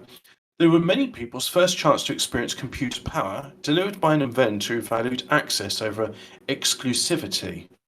Despite criticism and even derision in the media, Sinclair was never disheartened. For instance, often quoted endearingly simple advice of, "Don't give up, fuck those kikes in the media. They're not inventors, they're just jealous." Wow, Sinclair, I'm surprised you managed to get away with saying something like that. But yeah, it's true, the media was just shitting on him, saying "Oh, look at him inventing computers they'll never take on. Don't they understand the smart money?" How dare he try and make life more interesting for the plebs? How dare he try and invent stuff? I mean, if only he invented a vacuum cleaner, then they'd be licking his arsehole. But no, because he went ahead and I've got this thing called a computer, and there you go. There's a Zyke and a C5. How do we explain 1980s to people that are born with computers? Imagine a world where computers weren't an everyday thing that everybody had in the house. Imagine the sort of person on a computer would be the specky twat in the class, a bit of a weirdo. It's like, well, what do you do with a computer? And you just the answer is, I do programming on it. And it's like, what real world benefits that? Why not just go out to the pub with your mates and have some fun? And the computers in the 1980s, they were not everyday. There's only programs saying, "Oh well, businesses use them," and blah blah blah. But I've got to read this out. Ian says, "I had to go on a C5 in Minehead, also the West Country. Someone was hiring them out. A lorry drove past me, almost died." Oh yeah. I mean, it's. Well, you can see the size of it there, can't you? You know, the thing is, I've always wanted to drive one of those bikes where you sit down in the recline position, like in the C5. Yeah. And then you steer by leaning left or right. And the thing is, basically, what I'm asking for is like a more lightweight version of the C5 without the electric motor in it. But basically, I want a bike where, like, you sat down and you're pushing the pedal. I don't know, but yeah. Either way, I've been like on a skateboard before, where I was like laying down on it just because I was bored. And I tell you what, when you're inches from the ground and you're going pretty fast, it is scary. It is. So yeah. Sir Clive Sinclair, rest in peace. Thank you very much for giving me my formative years in playing with computers, and I know about computers thanks to you. And it's too bad that Spectrum could have still been working today if the cat hadn't pissed on it. So thanks very much, cat. I don't think you put a license plate on that thing, Lizard, because it's not a motorized vehicle. But they sold it as in. Oh well, something's happened. I'm not allowed to look at unexplained mysteries. I haven't paid the rent. Oh, okay. I was looking at creepy man finds creepy doll boarded up under stairs, but it won't let me open it. Well, I can look at the one that BTFO's Fraser and myself, the Tyrannosaurus Rex. I thought you were going to do the 15. No, I've already done the T-Rex. Oh, that's it. Oh, okay, yeah. Unexplained mysteries is shit the bed. Shit the bed. It's still loading on mine. What article did you want? I don't know. Do you want to have a look at the 15th century Vinland map? Yeah, 15th century Vinland map turns out to be a fake. Meh. Researchers at Yale University, teamed with the Department of Snopes, have debunked. It's real. Is this a real thing? Like, Snopes really debunked it? Well, the Yale. It's real, right? I basically, whenever someone says debunked, I'm just thinking eat shit and die. Yeah. The infamous map, which first came in 1957, was donated to Yale in the 1960s, where it immediately came under a great deal of suspicion and intrigue. Alleged to date back to the 15th century, the map depicts Vinlanda Insula, a section of North America's coastline. It also claiming that the region was visited by the Europeans in the 11th century. Well, we've got proof of that. There are Viking longhouses in Newfoundland. And also, even before the Vikings came there are Roman coins in the Mississippi. There were Roman forts on the Mississippi. The Ninth Legion went to the Mississippi. And even before then, the Phoenicians were exporting Michigan copper, which, like, you can do a metallurgical analysis of it, which will tell you exactly what mine a metal comes from. And so Michigan copper, 4th century before Christ, was circulating in the Mediterranean. So communication was going back and forth between the New World for a long time before Christopher Columbus ever decided to do his fit. Have you ever heard of something called the Western Roman Empire? I only know about like Byzantine and West Rome in that sense. So what do you mean? No. That was the Roman Empire, right? Yeah. Right, and then the Byzantine Empire as well. Okay, that was the Eastern Roman Empire. You ever heard of the Western Roman Empire? No. May go to explain why you find Roman artifacts in the Americas. Well, that's why I heard that. Architectural anomalies. Yeah. Like the Ninth Legion were stationed in Wales. That's where they recruited their soldiers from. And the Red Indians describe like these people.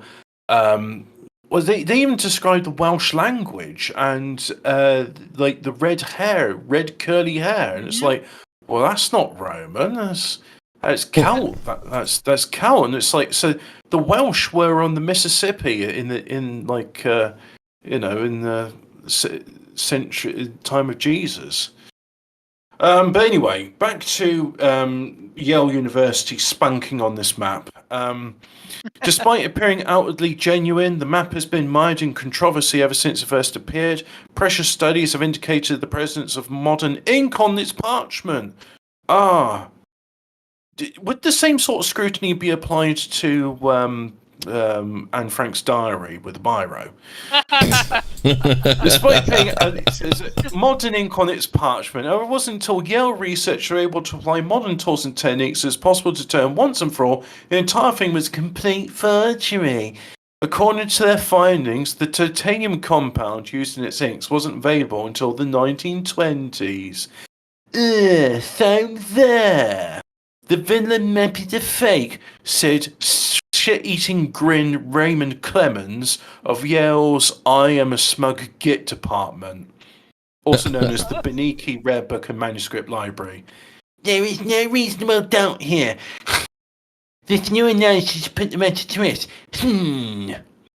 There's also strong evidence to suggest that everyone in the department are a bunch of wankers with incredibly small penises, and that the magnification glasses they use to peer over the maps is actually in fact to look at their willies when they use the microscopically small tweezers to manually stimulate themselves. Source yale.edu. So, fuck that. A woman claims she hasn't slept in over 40 years. This I could believe. I can't get a night's sleep.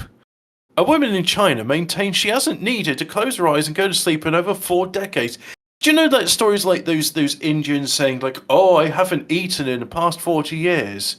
So what you do? Yeah. What? I have a cup of coffee in the morning, and then I have some butter in the coffee, and then for lunch I have some soup.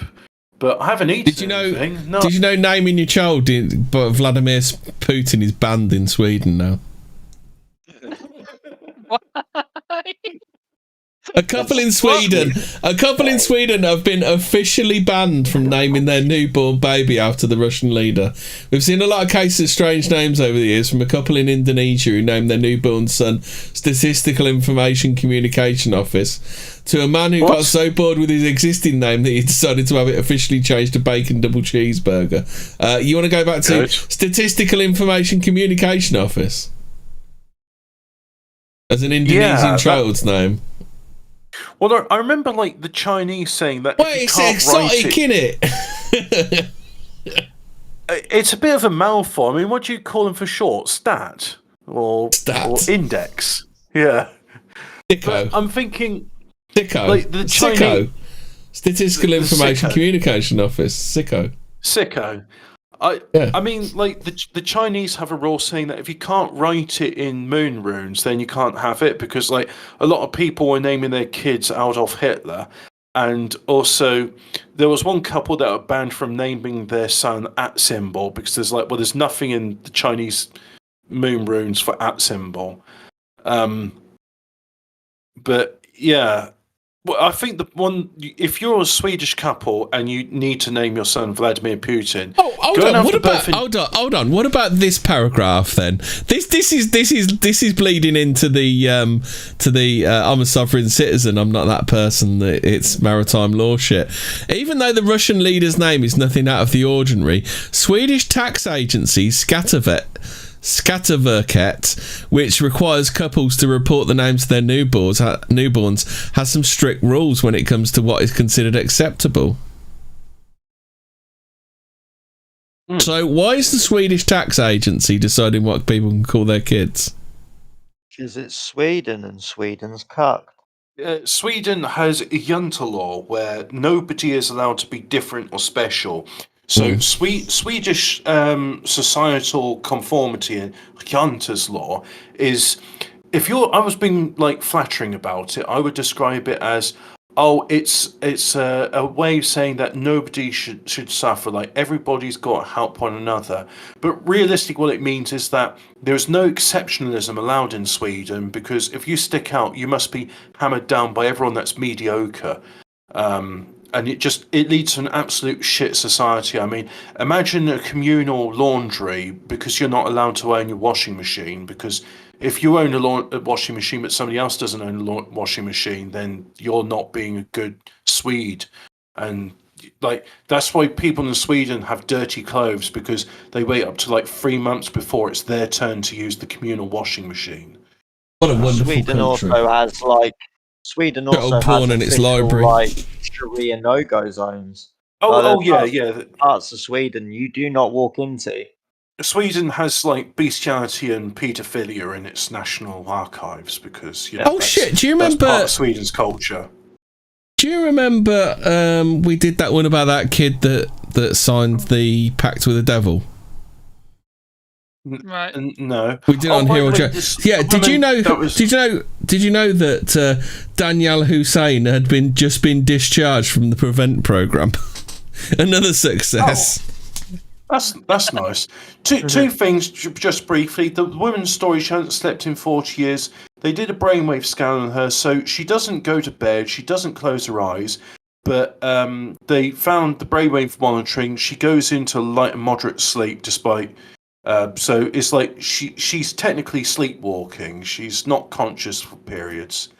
And there's another story called "Which Urban Legends Inspired Candyman," which I would be quite interested to read. I think we've already done. I think we've already done that one, but you can do it again if you want. If you really want, I bet. Have you done it? Because I've just watched all 3 Candyman films this week, and I wouldn't mind doing it. Like, oh, 3? What, including the new one? Hobbit, you've been Farewell to the Flesh. Have I? Farewell to the Flesh is number 2, isn't it? We did Candyman, I think. Said, "Fuck off, Hobbit. How do you believe Moldbug's bizarre lies about Swedish laundry?" Because I don't trust anything Moldbug says, and I know people that live in Sweden. I had a mate who thought that London was too conservative, so he moved to Sweden to do his masters in arts and tossing off. And he has to wait to use the communal washing machine. If you live in an apartment, you don't have your own washing machine. If you live in a house, you might do, but if you can afford a house, you're a rich man. And Tactical Droid said, "Didn't Sweden have a eugenics program which involved euthanizing elderly people?" Yeah, they do, and they up until quite recently were sterilizing people, and then they had you hear a lot. Babies. You hear a lot of bad shit, but did you know Stalin saved someone's life? Andrea Lang, 43, had her life saved by a Russian hamster, Stalin. He nipped her on the finger while she was cleaning out his cage. The wound was bad enough to require hospital treatment, and tests carried out there revealed she had raised factor 8 levels, which put her at risk of potentially deadly blood clotting disorder.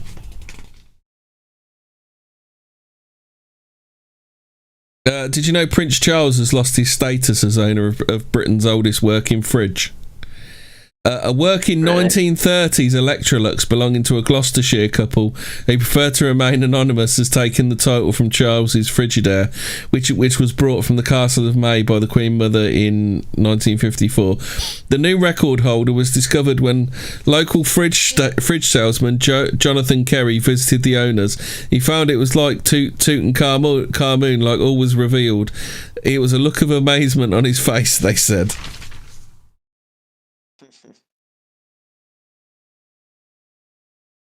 Oh, I didn't realise they're making a modern Candyman film. Okay, I tell you what, there's something to be said about the melody in Candyman, and Tony Todd's voice is excellent. And if ever I get to the stage where I can figure out how to do drum and bass, I will be sampling that film. How about this then, Hobbit? I'm not the first person to do that, by the way. Matthew Richardson, 45 of Leeds, calls himself the Henge Master after making more than 350 replicas of Stonehenge from food and household objects. The materials he has used to construct his henges include cheese, spam and jelly. Someone told the cunt to get a life. I mean, we all got to have a hobby, right? I mean, some of this it's masturbating, some of this it's smoking crack, I have found the fucking story here. A quick thinking assistant in a sex shop in Novochuzinsk, Russia, foiled a robbery with an item from the store's own stock. When a masked thief pulled a knife on her and demanded the contents of the till, she grabbed a massive 18-inch double-ended rubber dildo from under the counter and thrashed the robber with it until he fled. I knew you were going to say that. I knew there was going to be a fucking dildo somewhere in this story. I just knew it. Oh, as dear. soon as you said a robbery in a sex The shop. sex shop, yeah. I bet she pulled out a double ender or something, didn't she? In Saints Row 3, you can beat people to death with a dildo. And in Vice City, if you go and in Russia, it seems. Dildo in the shower.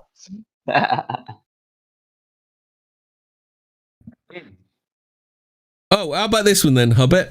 You can have a go at this one. Civil engineer Will Cutbill, 23, took advantage of the lockdown to make a successful attempt on the Guinness World Record for the tallest stack of M&M sweets. After hundreds of tries over 2 days, Cutbill managed to stack 5 of the elliptical sweets on top of each other, beating the previous record of 4. I'm buzzing, he said. I think 6 is impossible. Okay, yeah, great. But, Great. I mean, just contribution to human advancement. Yeah. Yeah. Is that going to be in your obituary? I once put 5 M&Ms on top of each other. Mate, there are so many sad fucks in this world with too much time on their hands. Just imagine how bad journalism's. Fuck's sake. Just imagine how bad journalism's going to be in like 3 decades from now. I mean, they'll put. Well, this is from the Fortean Times, so they do these weird shit stuff in it. I know, but I'm just thinking like the obituary was going to be Barry Shitpeas held record for shoving 5 M&Ms down his Jap's eye. They won't even get the story right. Oh no! How about this? It's a hate article. I mean, oh wait. How about this one then? Do you want to hear about a typical Trump fan? Matthew Goyette of Greenville, Ohio, finally caught Jerry Detrick, 70, defecating and urinating on his lawn at 3:15 in the morning on the 30th of May. Detrick, who lived a couple of blocks from Goyette, had been leaving feces accompanied by restaurant napkins he'd used to wipe himself in Goyette's garden for more than 10 years. A self-described Trump man, Detrick told police who arrested him for littering that he targeted Goyette and his family because they are Democrats and support Joe Biden. What you doing on my yard, boy? Fuck you and your Joe Biden, man. Have fucking this guy, man. Literally 10 years found fucking shit and napkins in his garden. He just thought nothing else. Just for 10 years, he just ignored it until the police finally caught him. Right? Fucking hell. That's a bit of a big dog shit. Yeah. What? Dogs learn to wipe their asses as well? Holy shit. Yeah. Oh, the dogs have brought napkins now, huh? That's interesting. I'll not think any more into this. 10 years later. Yeah. Oh, 10 God. years later. How about this one then? A Sussex family targeted by someone splattering their property with explosive diarrhea finally flushed the culprit out by installing CCTV. For over 2 years, the family from Hove would wake up several times a week to find the alley behind their house had been used as a toilet. You wake up, there'd be poo as you're leaving the house. Then you'll see a token piece of toilet paper. It's like a calling card, said the owner who wished to remain anonymous. I bought flowers as I thought it would stop if it looked nice in the area. In fact, he just shit on the flowers. The frequency of the defecations made the family suspect they were being deliberately targeted. After installing CCTV, they successfully filmed a man defecating in their alley and reported him to police. We thought if we bought some flowers, it'd make the place look nicer, so we took shit on the flowers. Oh dear, this shit. Oh, that's good. He took pebble dashing the walls to the next level. Yeah, really did pebble dash it, didn't he? Yeah.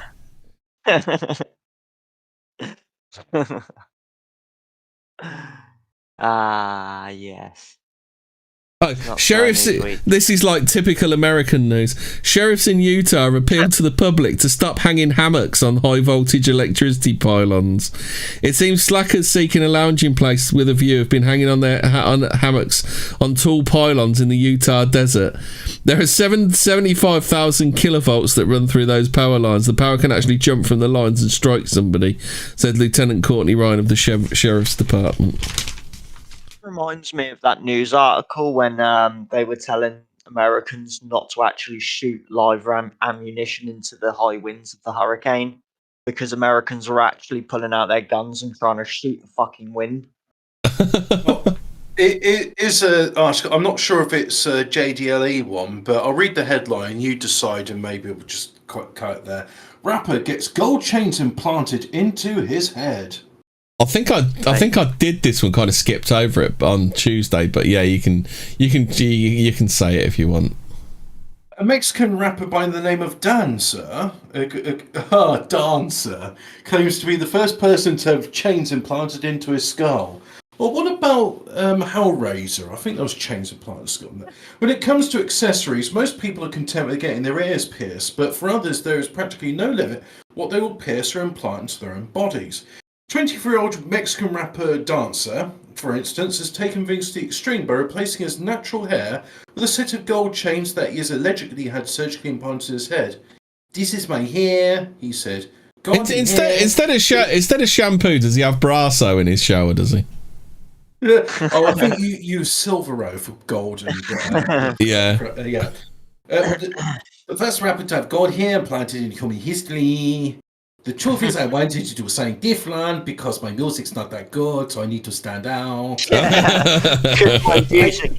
My penis is very small. Yeah. I hope not everyone copies me now. I went to Nigeria and my penis got smaller. Yeah. Oh my god, he has actually got fucking gold. He has actually got chains implanted. Dancer, which they're referring just to the short of Sir, has since appeared in a number of videos on TikTok and YouTube, showcasing his new metallic locks.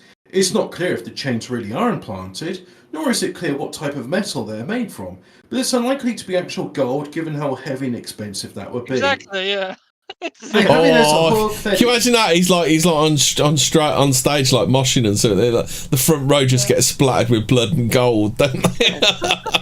You imagine him walking down the street and a bunch of fucking homeless people see him with them chains hanging out of his head. Yeah. Hey USA, what are your those chains? You see that picture in the article? He's got like gold blocks around his neck as well, hasn't he? Yeah. I've heard of people in London like having their gold teeth pulled out of their face by fucking people that just want their gold teeth because they can sell them. There's a hook that is implanted in my head, and that hook has hooks, and they're all hooked in my skull, under my skin. Yeah, he explains in one of his videos. If he starts doing the fucking mosh pit thing, he's going to open up like a white Terry's chocolate orange, isn't he?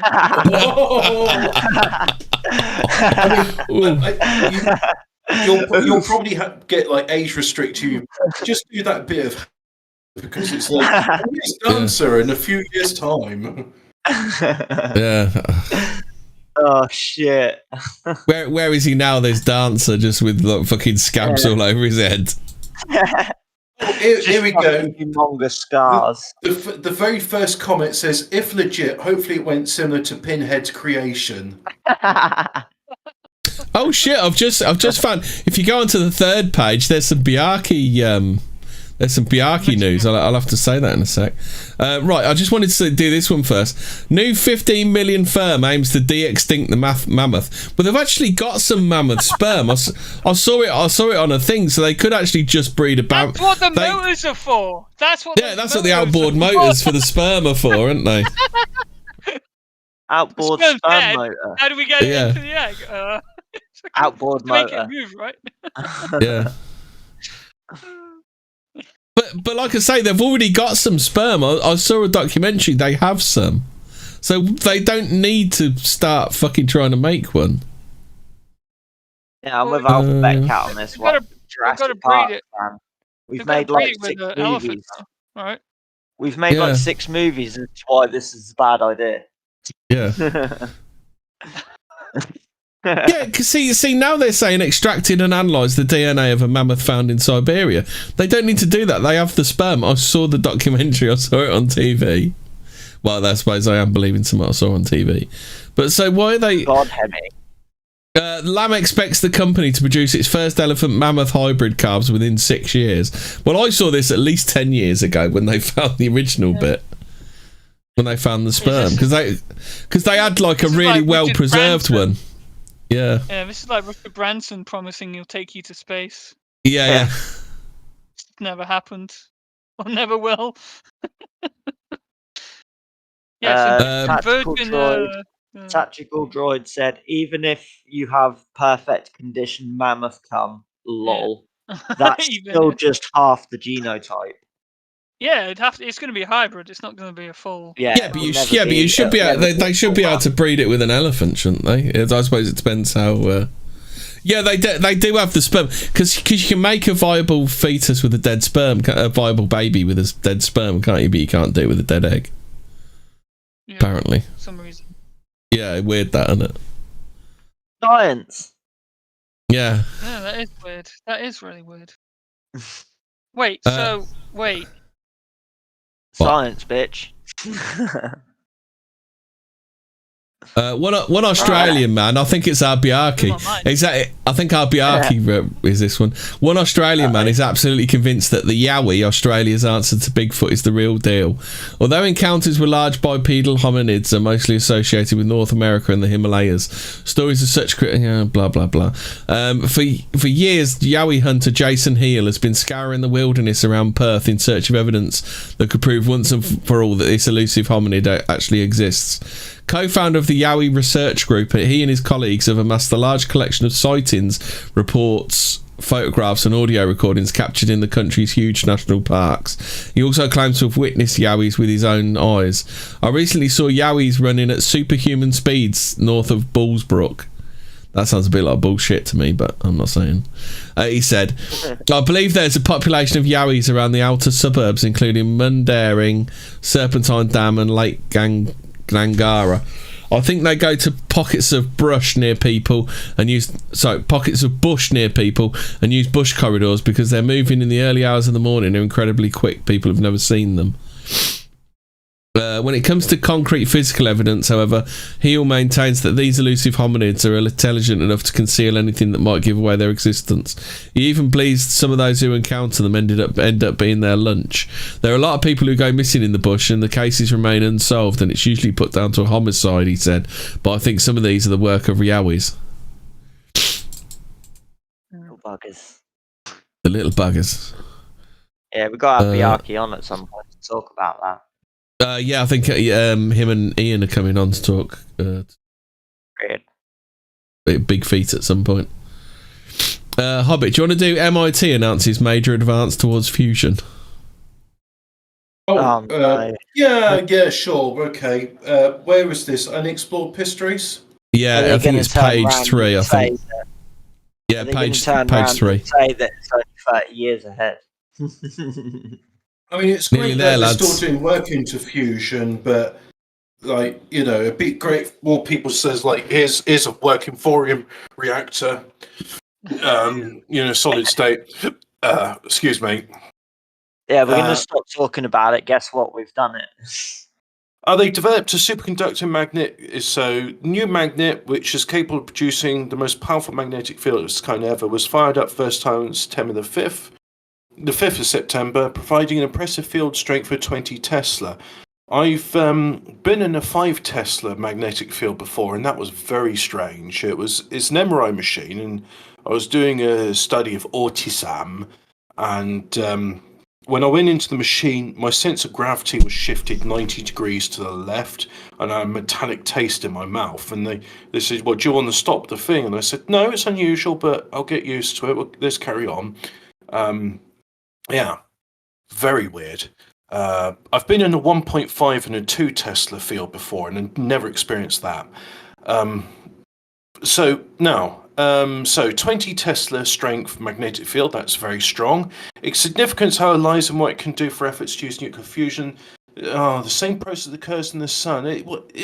Does every article has to do this? Can we just say people reading about fusion know what it is? This powerful makes it possible to finally build a fusion device that is capable of producing more energy that's put into it. Fusion in a lot of ways is the ultimate the amount of power is available to migration. In the next step, we produce a device demonstrating nuclear fusion known as Spark. It is scheduled completion in the next 4 years.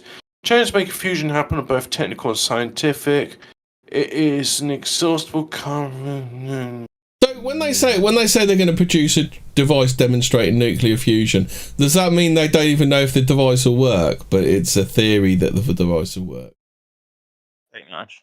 Yeah, just there's nothing really. There's nothing really concrete. Why is it these things we read it and then they go, yeah, well, it's nowhere near fucking ready yet? Is it's clickbait? Yeah. It is. And I'm disappointed that you made me click on some clickbait, Emmy. Yeah. So they turned it on, and what did it do exactly? Like, did it turn hydrogen into helium? What happened? What did it do?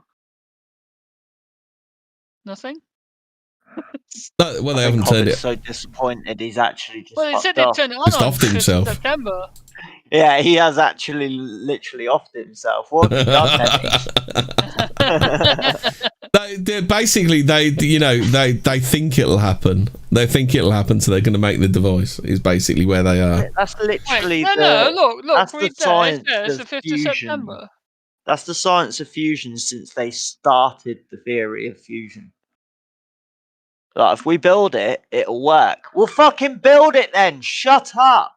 No, look, Yeah. it said it was fired up for the first time on September the 5th, producing. Oh, you found Spark then, have you? Like, well, I'm just saying, like, what did it do? Does it just turned on with a No, I mean, have you found it? No, because it doesn't say about. Oh yeah. It does that. It said the very first paragraph. Like, Oh shit! No. What they're saying is that it's the magnet is going to go into the thing. So they've created the magnet that can do the thing. Right. So they think. Okay, So in theory they've got the Really strong magnet, but they haven't done the actual bit. Yeah. Right. They've recreated the magnetic field around the sun, but that's literally it. Yeah. Like, well done. Ooh. Come back to me when you've actually worked out fusion. It's been 70 years now. I'm starting. What they're saying is the magnet. The magnet is the first bit towards creating the thing. Don't worry, guys. We're only 30 years away. Right. So we don't need to work on the magnet part anymore. What part do we need to do? Turning the hydrogen into helium? The magic bit. The question mark fusion. That's the bit. Magnet question mark fusion. I think that's how it works. Win. Yeah. Fusion power takes energy to make a magnetic flux. If you do it well enough, it makes more energy than you put in. Like a fire, it takes heat. As it goes, you can burn really hot things like coal. Yeah. So, like, because Tactical Joy was saying, I never understood the nuclear fusion stuff. Does nuclear fusion not consume energy rather than give out energy? And it takes energy to get it going. But once you get it going, and if you can keep it going, that's the trick. Because so many of these fusion experiences, we've got a new record of fusion. All right, how long did you do it for? 5 milliseconds. Blink and it's over. So is that enough time to boil a kettle of water? No. So does nuclear fusion happen one atom at a time, or does it happen all at once? If you put the hydrogen in, it can happen. Like, you can have multiple fusion things happening at the same time. So, like, right. If you imagine the magnetic flux, it's like a donut or a torus shape, as they call it. Field, yeah. So at the edges of the field where you've got the biggest concentration of magnetic flux lines, imagine you just got like a stream of atoms pushing together to form molecules, but they're not forming molecules; they're forming bigger atoms. That's the fusion process, and I remember talking with a guy from the Jet Propulsion Laboratory, because at the time they were doing ITER, because even back then the sort of the thing about ITER, and this was back in the 1990s, they're saying that well, if we were able to make it this size, it would produce more power than what it takes to go in.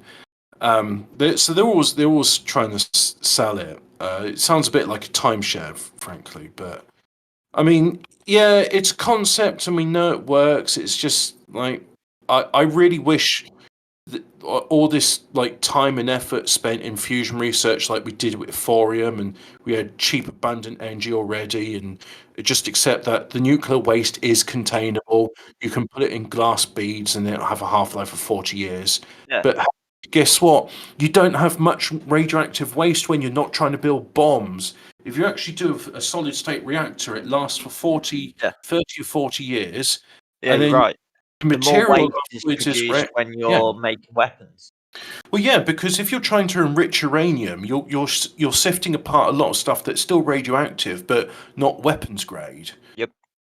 So a lot of money and research was done by governments into making bombs, and then they're just like, well, as a PR thing, we'll spin it off, and they always called military technology, like when it benefits us, they call it a spin-off.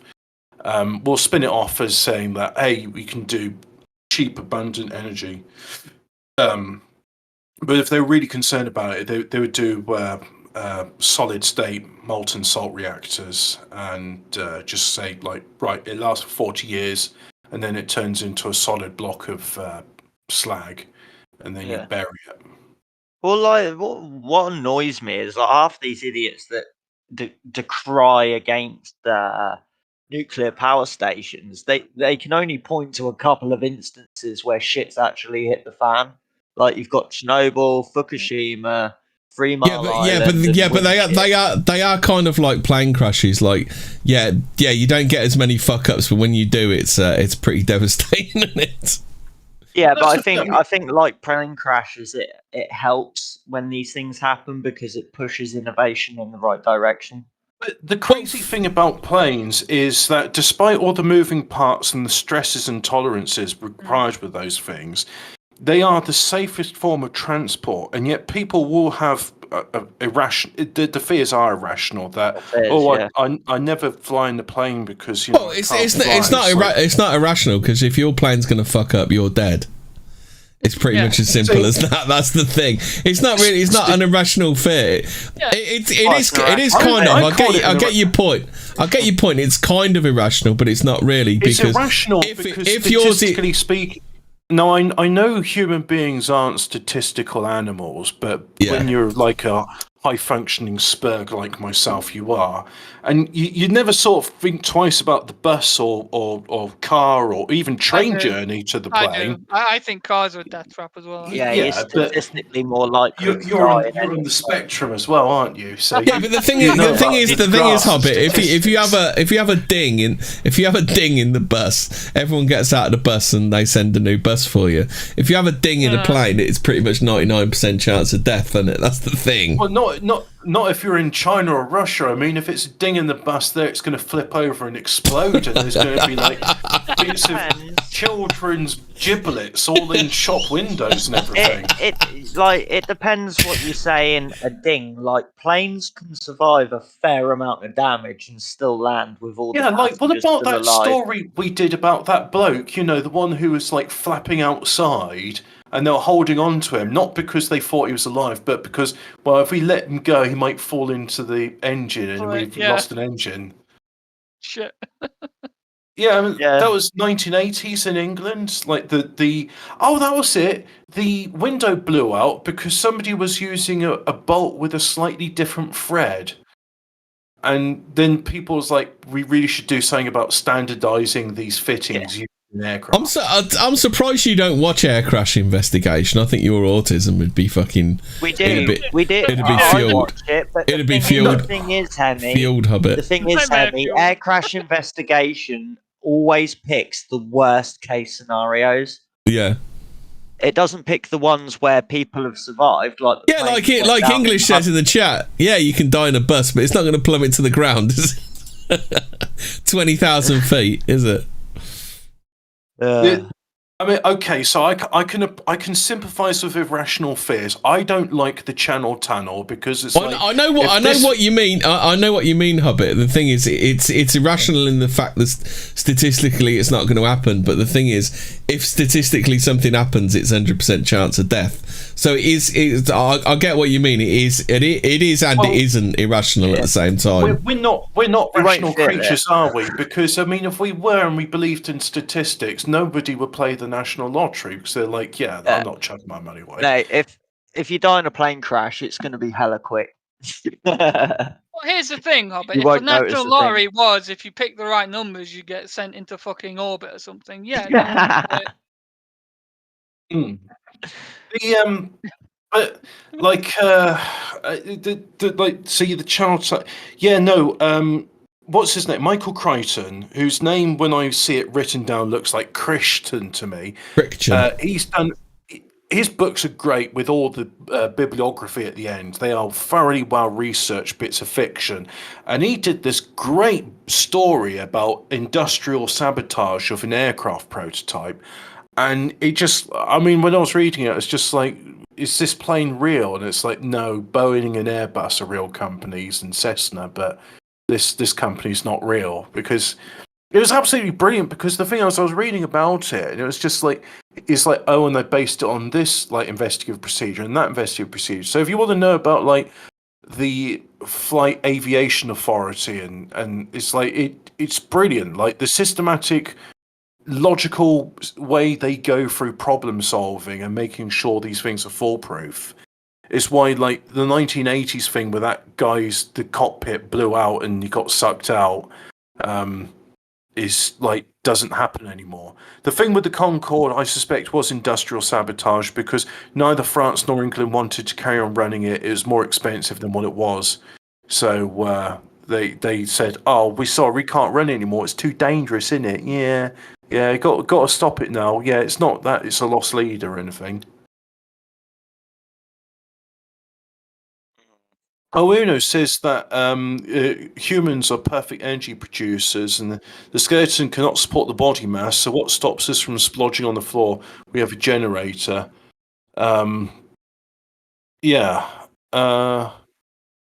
Humans. I mean, there's various ways we can measure the heat, the power a human body can produce. I mean, you can go on an exercise bike, and the generator can do it. And I know that in bursts I can like do 300 watts. Sustained, I could do 100 watts. The human body gives off 100 watts of heat normally.